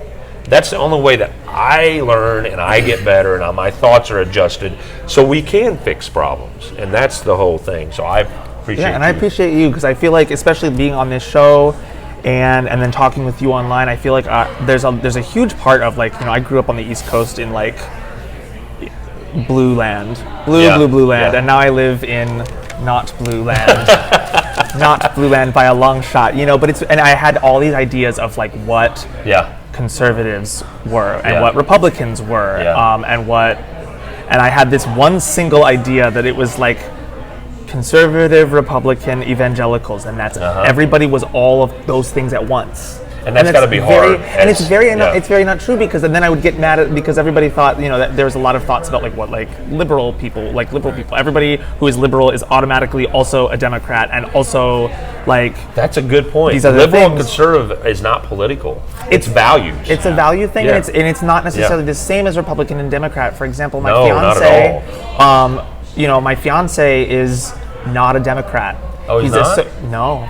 Really? And you would think because Is he the conservative? media says. Wait, is he conservative? The media says if you're a gay man, you must be Democrat because of the way the political I would have parties. never because he's a very reasonable guy because he's posting on Facebook But I to think some of my stuff I think too. I think that like. Not that I'm gonna like put all of his business out here, but like No. I think that there's a whole brand of people. Like my parents, for example, have always called themselves social liberals and fiscal conservatives, and so Okay. they're very like when they go to vote, they're very like social liberalism is very important to them. But I gotcha. fiscal conservatism is also very important to them. Yeah. And I think like there's so many people that really actually fit more of like a midline like that. I do. I agree. There's a and lot it of used to be in the 80s. I remember in the 80s when I first started really paying attention to politics, and my mom supported Jimmy Carter. When Jimmy Carter, he was a Democrat, but when he got elected, he was very middle. Like he had some fiscal and some economic issues that were very left, very Democrat, but the main focus of his drive was let's work together, let's figure it out, even though he sometimes delivered his message wrong. But I remember my mom being Democrat, and then I watched, and I kind of watched, and I changed through the years. But the point is I find that interesting about Ryan, that he's kind of conservative fiscal, and I think that's awesome. That's cool. There's Good a to lot know. of like preconceptions that I think everybody has about what like quote unquote the other side Yeah, or and it's each of the so sides wrong. if you don't It's ascribe to so one of wrong. the two major parties. But no, I think that like my views about what the values are, what people value, they change a lot, and I really understand a lot more. I think actually almost specifically thanks to this show, I really understand a lot more about like what people who vote differently from me, like why they vote the way they do, what their values are, and more importantly, how I can like effectively explain my value system without necessarily negating somebody else's and being like, let's have a conversation about what we value I'm learning instead of from saying you. I'm right, you're wrong. Because I think especially when it comes to our core beliefs and values, it's really easy to fall into the trap of like, well, I believe this deep down in my soul, so it must be the correct thing. But it's not, and like nothing in the world is as like cut and dry as like this is the right one and this is the wrong one. I don't think this is even something as like universally pretty accepted as like like gay marriage. Like I now understand like even though like I think like it's socially irresponsible to deny anybody in this country marriage, obviously. You can love who you want to love. And I don't think that the government has a right to restrict that in any way. They do but not. I understood there was one argument that I understood, and it like wasn't the biblical argument, obviously, because I was like, what? Because but there was like an argument about like whether or not it was like whether or not the government had the right to explicitly allow something, which I thought was an interesting take. There were a lot of people that argued that, and they were like, is it the government's job to have to step in and do this? We always want the government to come along and make things better when we feel like we can't control something. So I noticed this about liberals, about left right now. Left has become the party of big government because they feel like if they can't force their issue and ideas, and this is the difference between the conservative and liberals, okay, and this is the way we see it. Conservatives want smaller government and less involvement. To an extent. Well, because there's a couple of the large kind of conservative I am. There are a bunch of large issues that they do want a ton of control, like for example, abortion. They want like No. Well, no. That's a misconception. I'm glad you brought that up. And Zach was just saying no. well, Conservatives and most conservatives are pro-life. If you take the pro-life and pro-choice tags off of it, what conservatives want is they want people to be born, right? This is what they think. And they don't want anyone to make it a law or to tell someone you have to do this or this is what you can do. Like what conservatives want is, in my life, I don't want to be told what I'm supposed to do with my life, with my family, right? okay. Abortion is a personal issue for someone. It's a personal issue. People make it political because they want to have control over it because it gets votes and money. But my thing is, as a conservative, if you're a female, I don't want to tell you that you have to do something. But I also don't want it to be a law that makes it mandatory that I help pay for what has happened. Now, if it's a rape, incest, or some type of, I have adjustments on that as a conservative. I'm not completely closed off to that. But I am saying, and we're way off the, but basically, I want to get back to the main topics, but basically, I appreciate you coming on, and I thank you for all of your time, and we're going to get you back on the show for some more topics real soon. But everybody, this is Dimitri Gann. He is in, tell them the name of your theater group again. Rad Studios. Rad Studios. Enrollment is open. You can find us on Facebook at Rad Studios, or you can email us radstudioscg@gmail.com. We can give you a ton of information. We're having an open house on the 28th from 11 to 2 at Centenary United Methodist Church on Ellis Street in Cape. So swing by. We're gonna have like food and like giveaways and stuff. So cool. Definitely come see. Rad. RAD. Yeah, rad. Like All I heard was food. What's up? there's food. Please come. We're gonna feed you. You had me at food. So Dimitri's and a friend of his have started this company, and they're going to be working with locals and local community theater, and you're big in the community, and I think that's awesome. So yeah, check out Rad Studios. They just formed, and they're now working on a new production. They're going to be doing like casting calls and all that stuff. And Yep. so It's all on the Facebook page. awesome. So get on Facebook, check out Rad Studios, and support local art and local artists. Dimitri is one of the kind of the main. I'm not going to say, but the most well known locally. I know for me it is, and I think it's important because the people that are involved with the arts and creativity become better, well-rounded people in life. You want to learn more about life and to also embrace things you might not understand, and that's super important about life. So thank you, Dimitri. I Yeah, appreciate thank you it. guys very much. All right. It's good to see you guys. Matt. Matt, come back. Matt. Blank. Matt.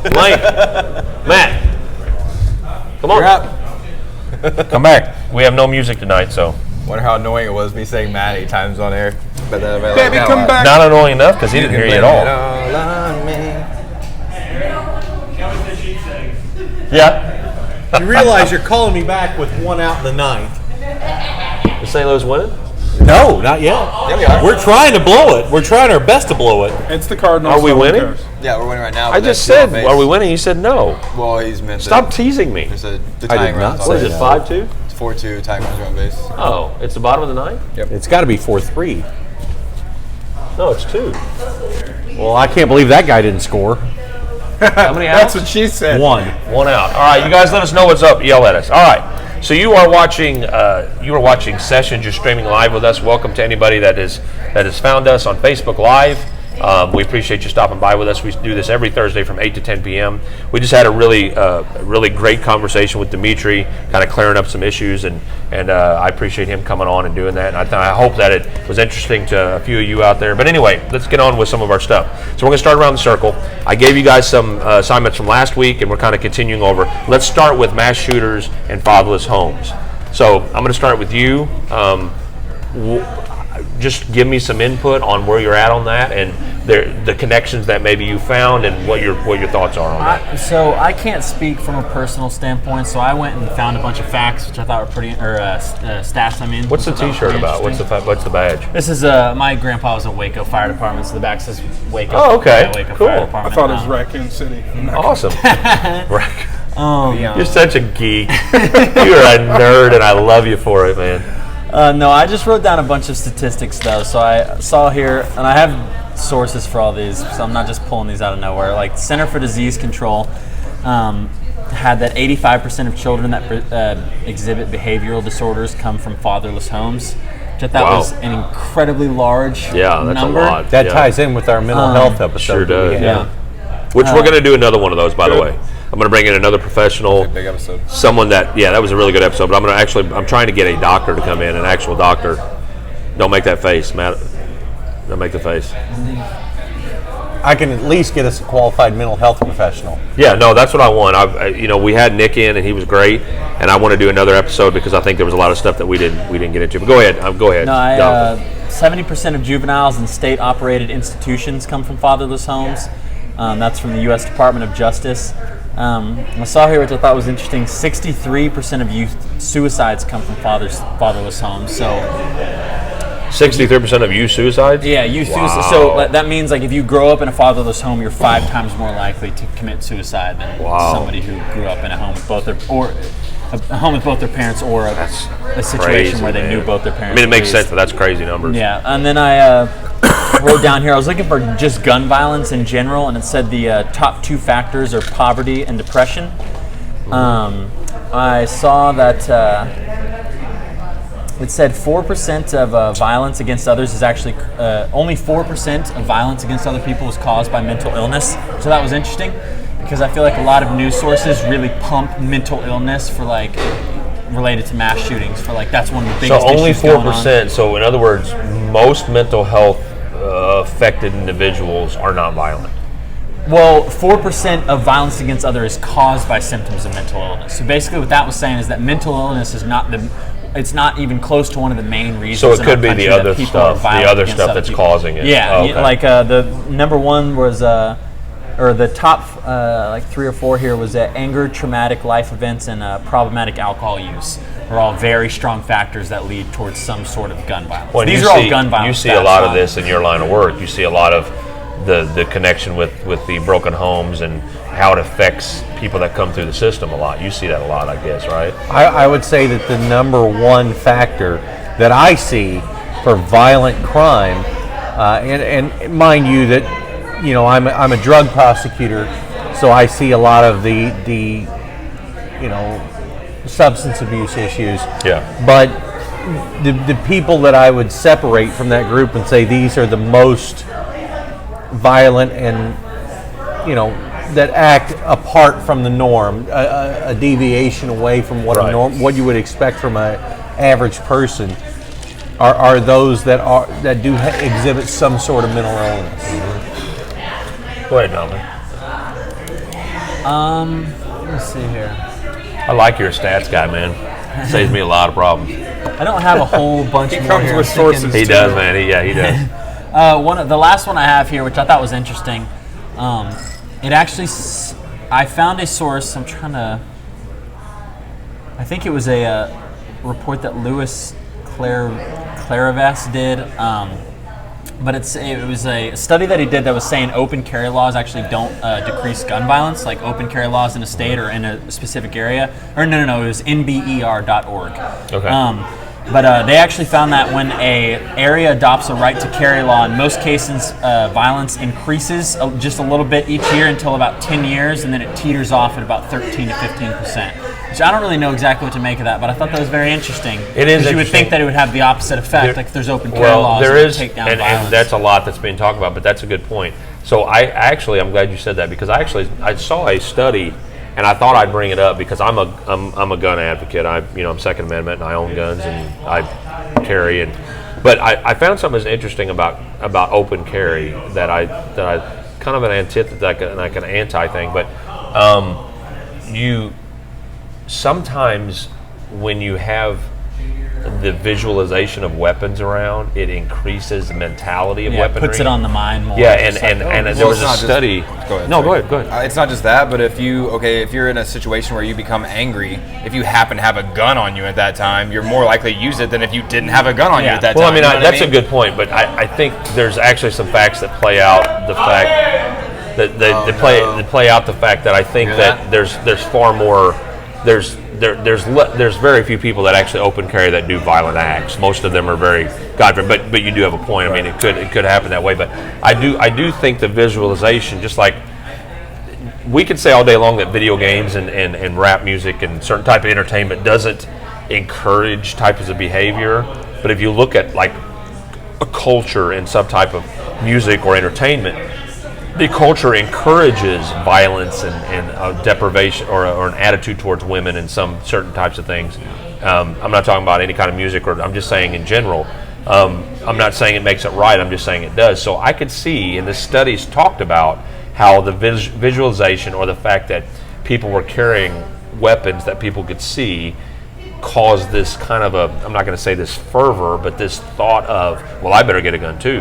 Yeah. Or I need. So I do see that there might be some kind of correlation there. I mean, it's interesting to see that it only had a slight effect, or it only had effect for a specific amount of time. Like in all the cases they studied, it always teetered off right around 10 years. Like the violence would grow, and then it would plateau. I think it kind of, I don't know if that's from what happens when we open carry, maybe over a certain amount of time that kind of plays out in the courts or in the media, or if it has to do with the fact that we kind of get used to something and then enough people fight back with guns and then people are like, I'm not going to do it. It could also be that where somebody had a gun and held somebody up and they didn't have a weapon, so they just got all the money and left. Yeah. The person did have a gun, so the person shot back, and it might not necessarily be bad violence. It could just be the fact that somebody was there to defend themselves with a gun. Yeah. That Right. could be I'm not part of gonna violence lie. too. Yeah. Like, If I had a gun on me today, I would have shot a guy before I came to the bar. No, you wouldn't have. Tell that No, story. I would have. Okay, no, you wouldn't have shot somebody. You don't want to put that on Facebook, man. You don't want to say that you're going to All shoot right, somebody. fine, I wouldn't have. Look, tell the story, we know 'cause it's worth telling. we know No, no, what no. you mean by that, but Hold on. there's not a lot of Hold on, people yeah. that do know that. I was actually assaulted before I got down here. Okay.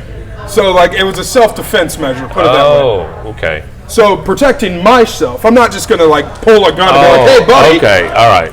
Well, So- you kind of made it sound like you were just wanting to shoot Yeah, somebody. no. I'm not that quick to anger by any means.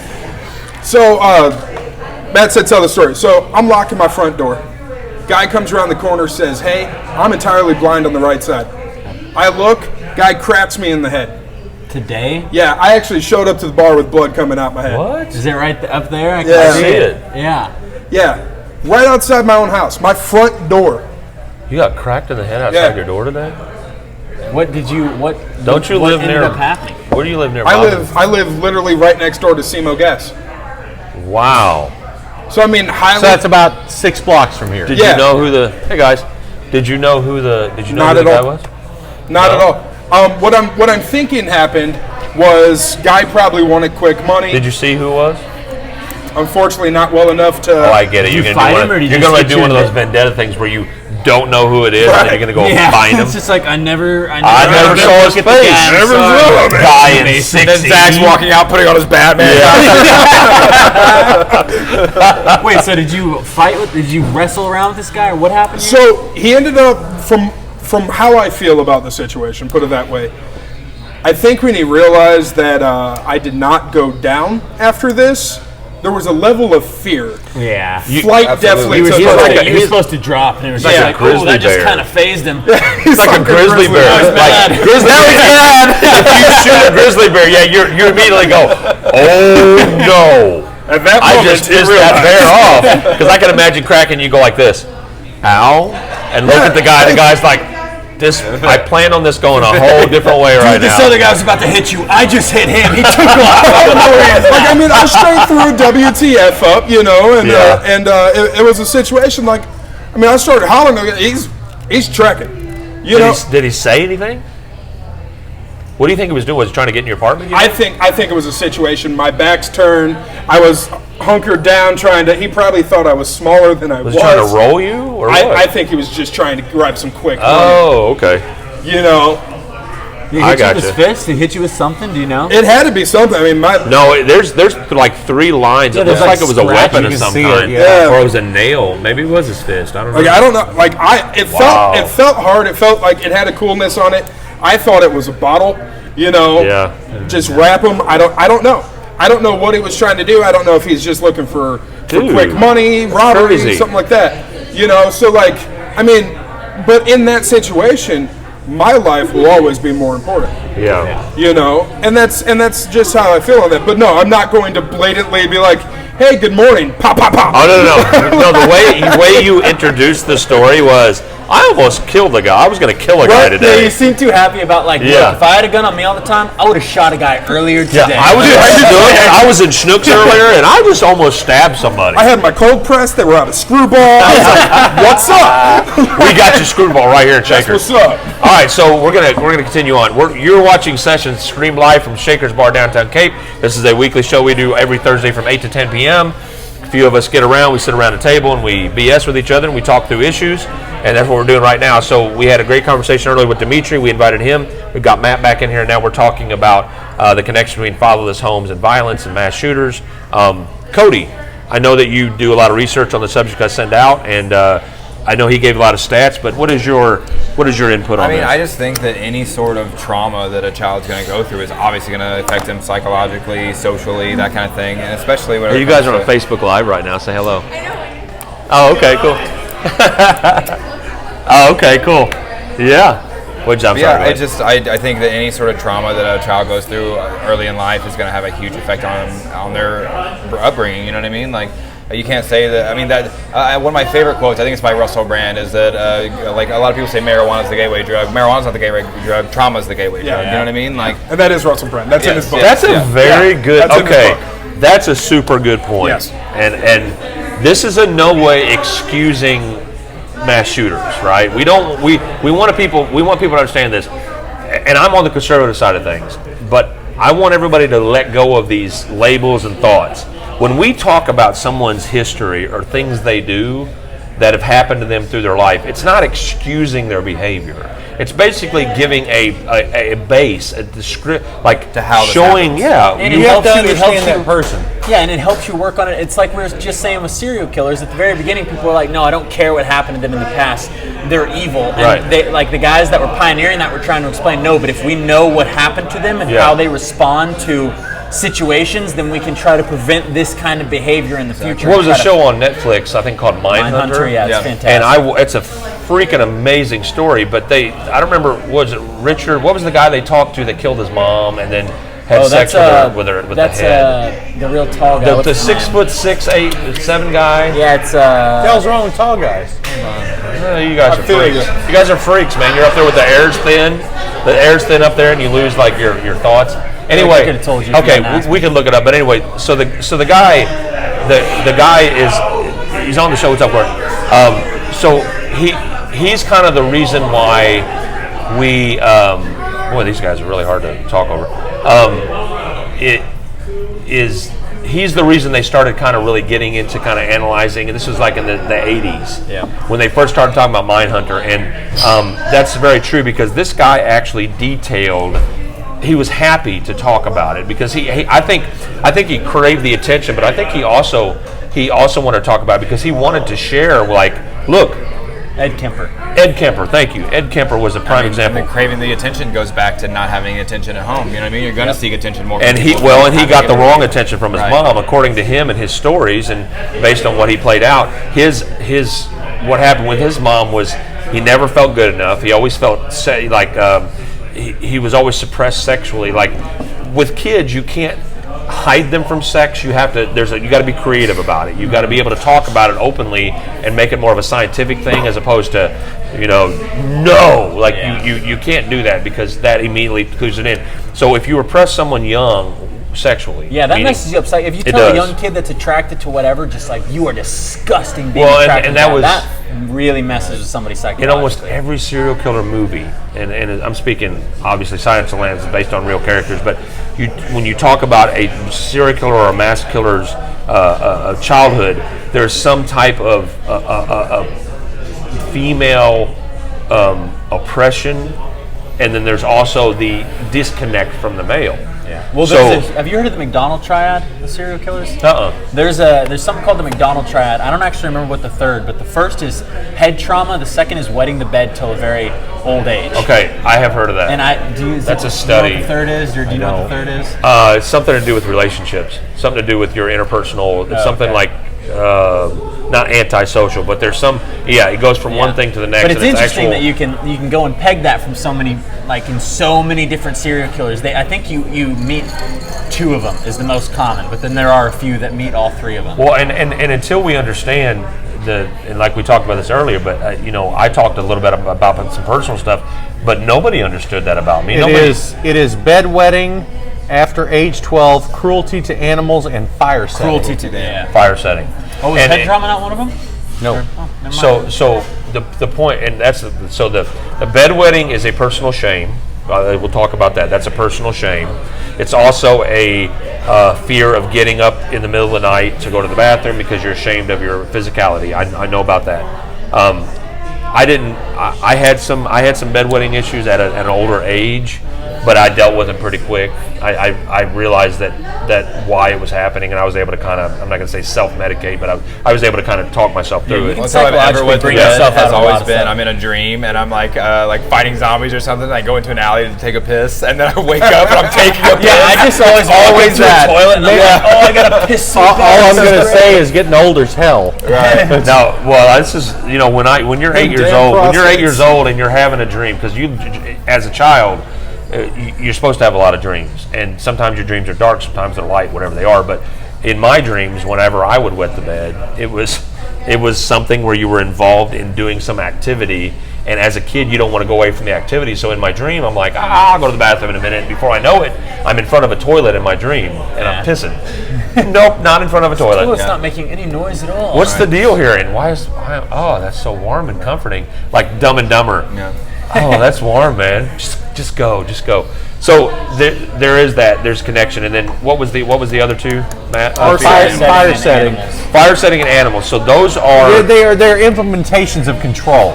well, they're also based on the innocence of the victim. So I do know that mass shooters who could be called serial killers, but it's more of a one block thing. Yeah, They do it all at once. Right. But they're on the doorstep of being a serial killer. In other words, they do it it's more of getting seen and known. If because they they're hadn't calling gotten for caught, attention. they would have done that again. Exactly. Yeah, it makes you wonder how close they are, because one of them is very explosive, while serial killers is very methodic and like Well, take out one and person. that's the thing. I think Sure. it's intelligence is Yeah. what that goes Well, to. it's yeah. intelligence, but it's also, I think it's also practice and patience. One thing about serial killers that comes out, and we'll talk about this next week some more, different from mass shooters. Mass shooters plan stuff, but then they want everything at once. Everything is, they want immediate gratification. They want that immediate feeling of, oh, look at this stuff, the adrenaline rush. Serial killers, it's a long, kind of drawn out thing. And they don't want to get caught, but at the same time, they know it may They're happen playing one day. chess when other people are playing checkers. Right, and so I think we talk about intelligence. I think it's That's a developed. great way to put that. It's a very developed intelligence.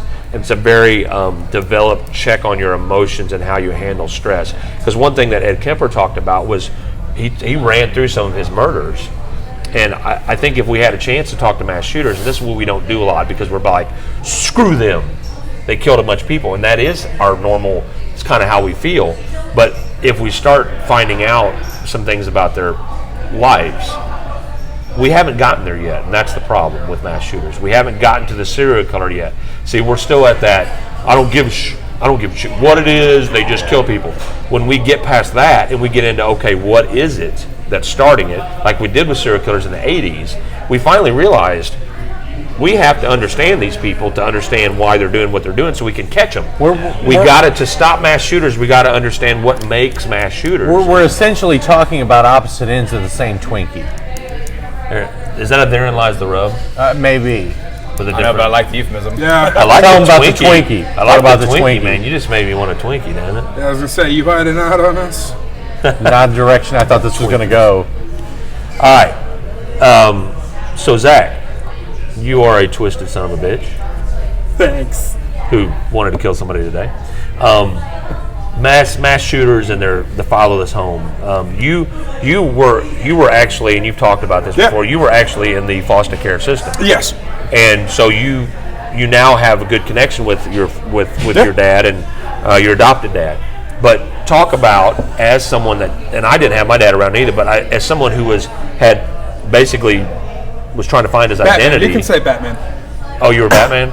I grew up with No a mom parents. as well. Oh, you did? Yep. So, speak to the fact that, some of the ways you felt growing up without a father, and then could you see yourself with these dark thoughts and things that, 100%. yeah. Yeah, and I mean, I was that oddball. I was that outcast in high school. I was not the quiet one. Shocking. No. Shocking. No, I was You loud. also use humor to help get through, Yeah, literally humor. The Robin Williams thing. Yeah. I mean, if I'm not joking, something's seriously wrong with me. And the more I joke, is the worse it is. It's weird, but No, I get that. I see it. yeah. But no, like growing up, the way I grew up, I did have a lack of parents. I did have the upbringing in the state system, and it does a certain level of torment and torture to you. I know a lot of people use the word trauma. I just think trauma is too light of a word, and it leaves you wanting the vindictive, the vengeful. For me, what helped me was finding that male influence. It was finding that person who there's two types of love. A mom can give you a certain nurturing love. I just feel like a father gives you a different kind of love. He loves you, but it's harder, it's stricter, it's love through strength. yeah. And not that mothers don't do that, but I know exactly what you're talking about. Yeah. The male figures that I finally found in my life were good influences. What they showed me was you can be a man and be a male alpha kind of, so without being a dick. Yep. You can be a caring, loving male, and these guys that were in my still life, be and manly. still yeah. be manly. Because Yeah, if we And had like- that, there would be so much less toxic masculinity. definitely. and the problem is, I think, and you're right. The problem is, I think, through society, we have gotten so far PC'd with stuff that we're afraid to call out what it is. We need strong men in this country. We need strong men to stand up and be, I'm strong, but I can cry, I can hold my daughter's hand. Look, you get any guy that's got a daughter, any We need man, that combination of things. you get any man that has a daughter and they have a relationship, you'll see what strength through love is.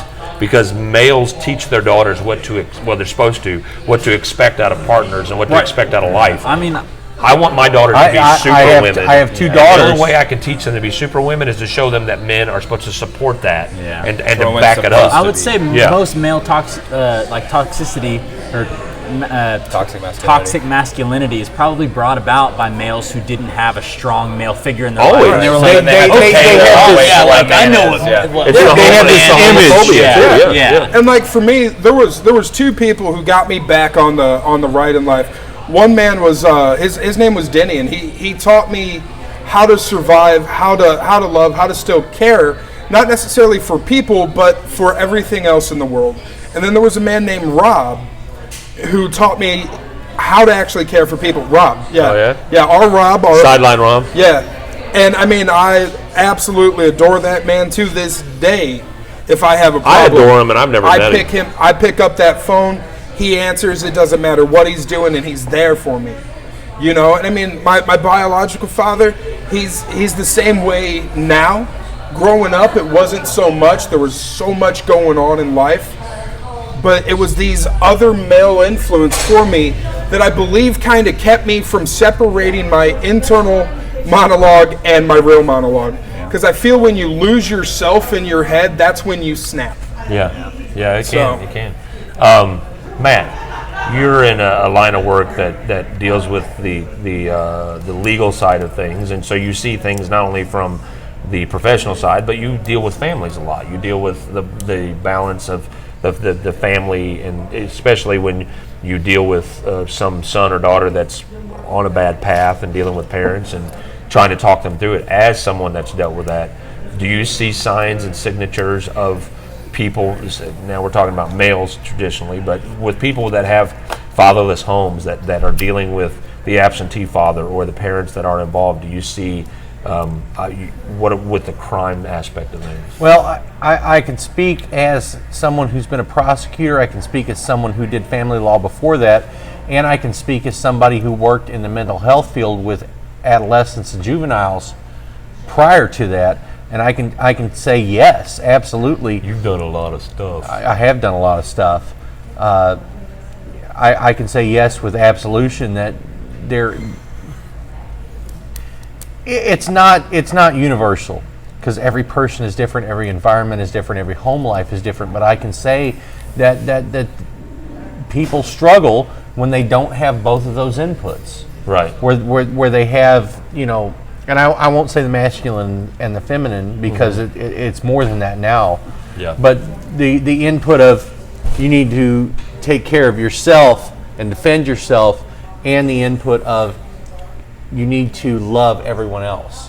And it's those two things together. Yeah. When there's a lacking somewhere in that, you see those behaviors in those people that, to certain extents within the spectrum, change that person.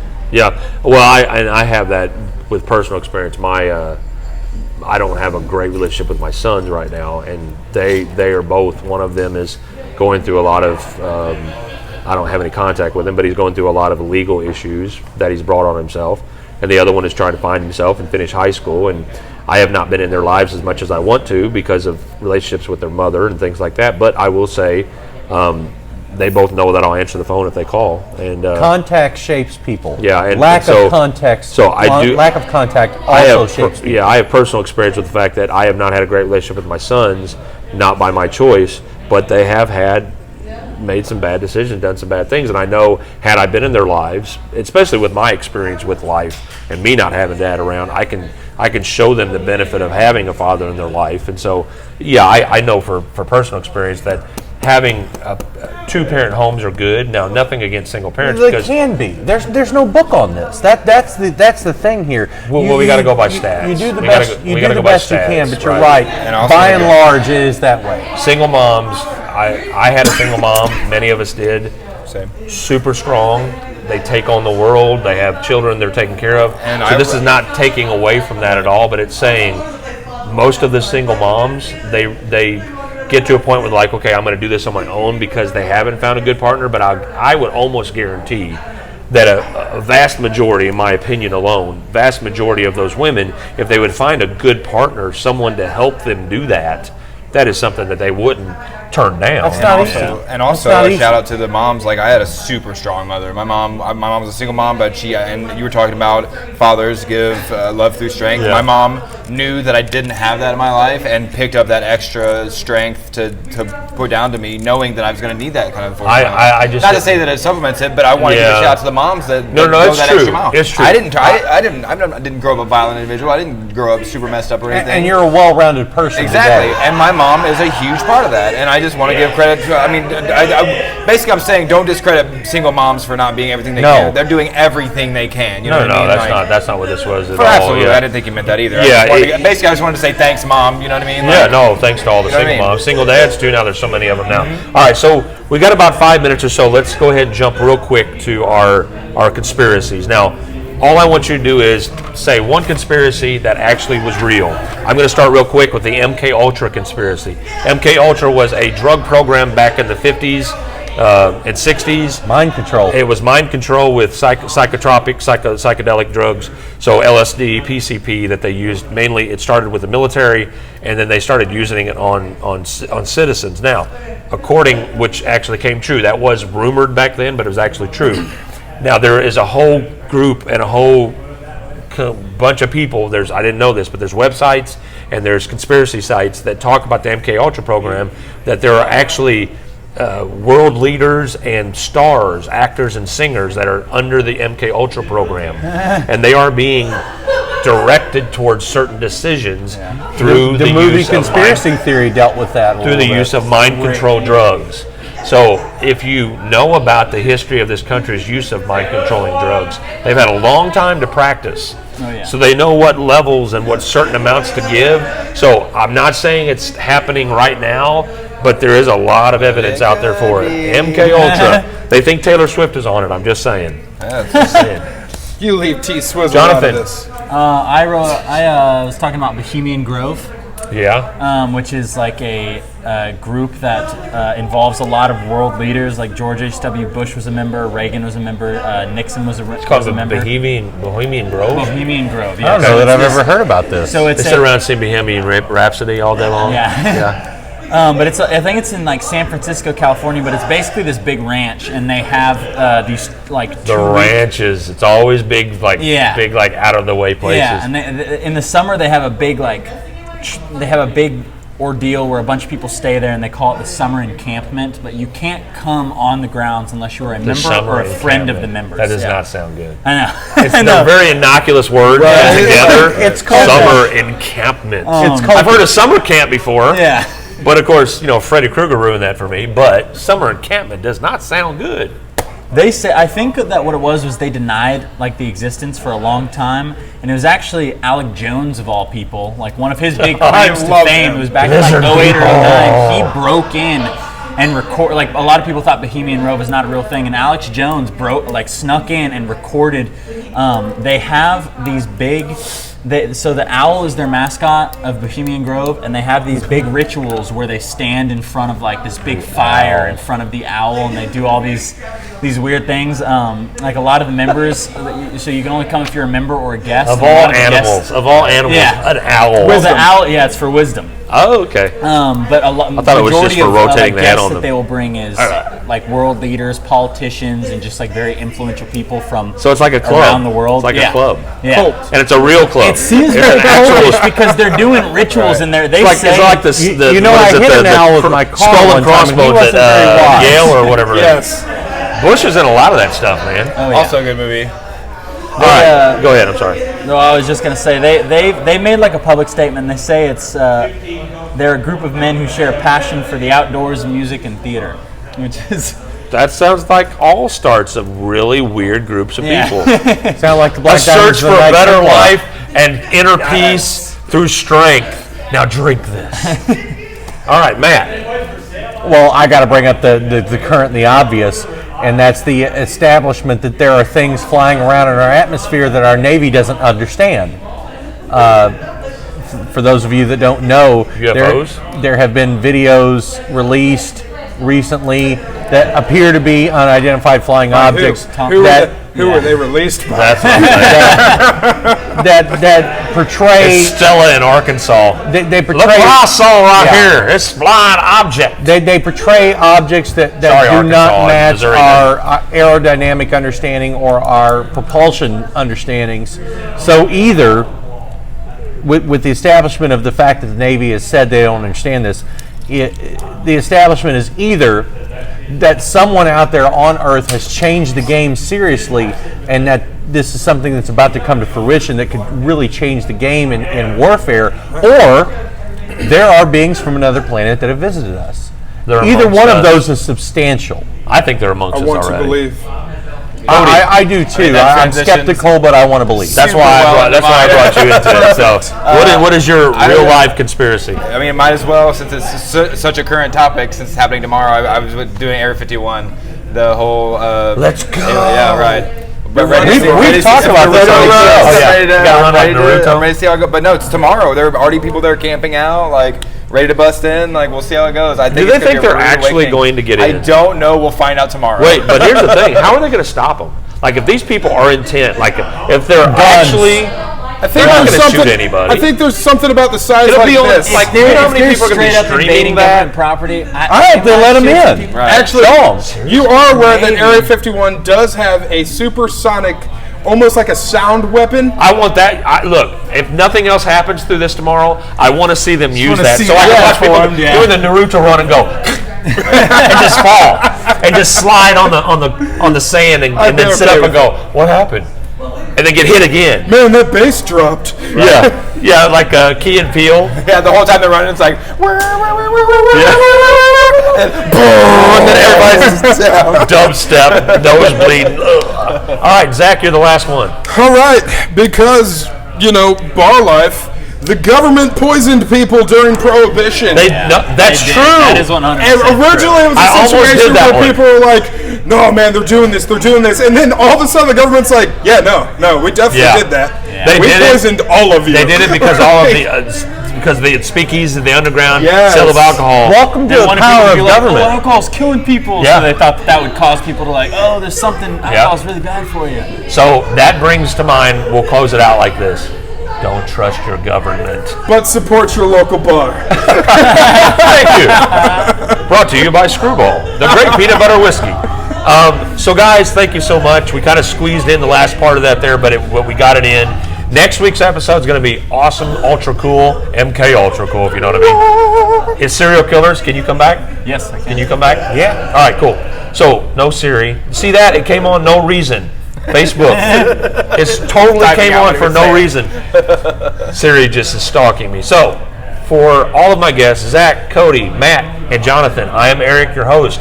That we stream every Thursday night from 8 to 10 p.m. from Shaker's Bar down to Cape. This is Sessions. This is your show. It's generated energy through our guests and through our people at home. Please keep texting. Share all the episodes. We're also on YouTube. You can find us under Sessions.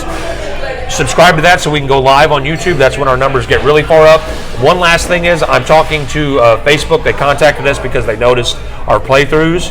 So they're marketing, one of their marketing ad guys directed me, and they're going to actually help us with an ad campaign. Fantastic. So which is really cool. Facebook, I got to give them credit. They're interested in really pushing the ads and stuff, which is something that they really started pushing lately. So I've got Josh, my ad guy, who's going to help. I feel like I got a guy now. I got a Facebook guy. For my co-workers, I'm bringing cookies tomorrow. You're welcome. Nice. Yeah, fuck us. Why did you not fuck us? How dare you? Because I only have 42 of them, damn How it. dare you? Okay. That's enough. Now for you got a me. guy in the diamond business and in the Facebook business. That's right. That's all you need, diamonds and Facebook.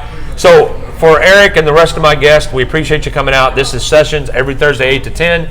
Come back with us. Real talk, real people. We'll see you next week on Thursday. Thank you for joining us. Have a great night. Be good to each other.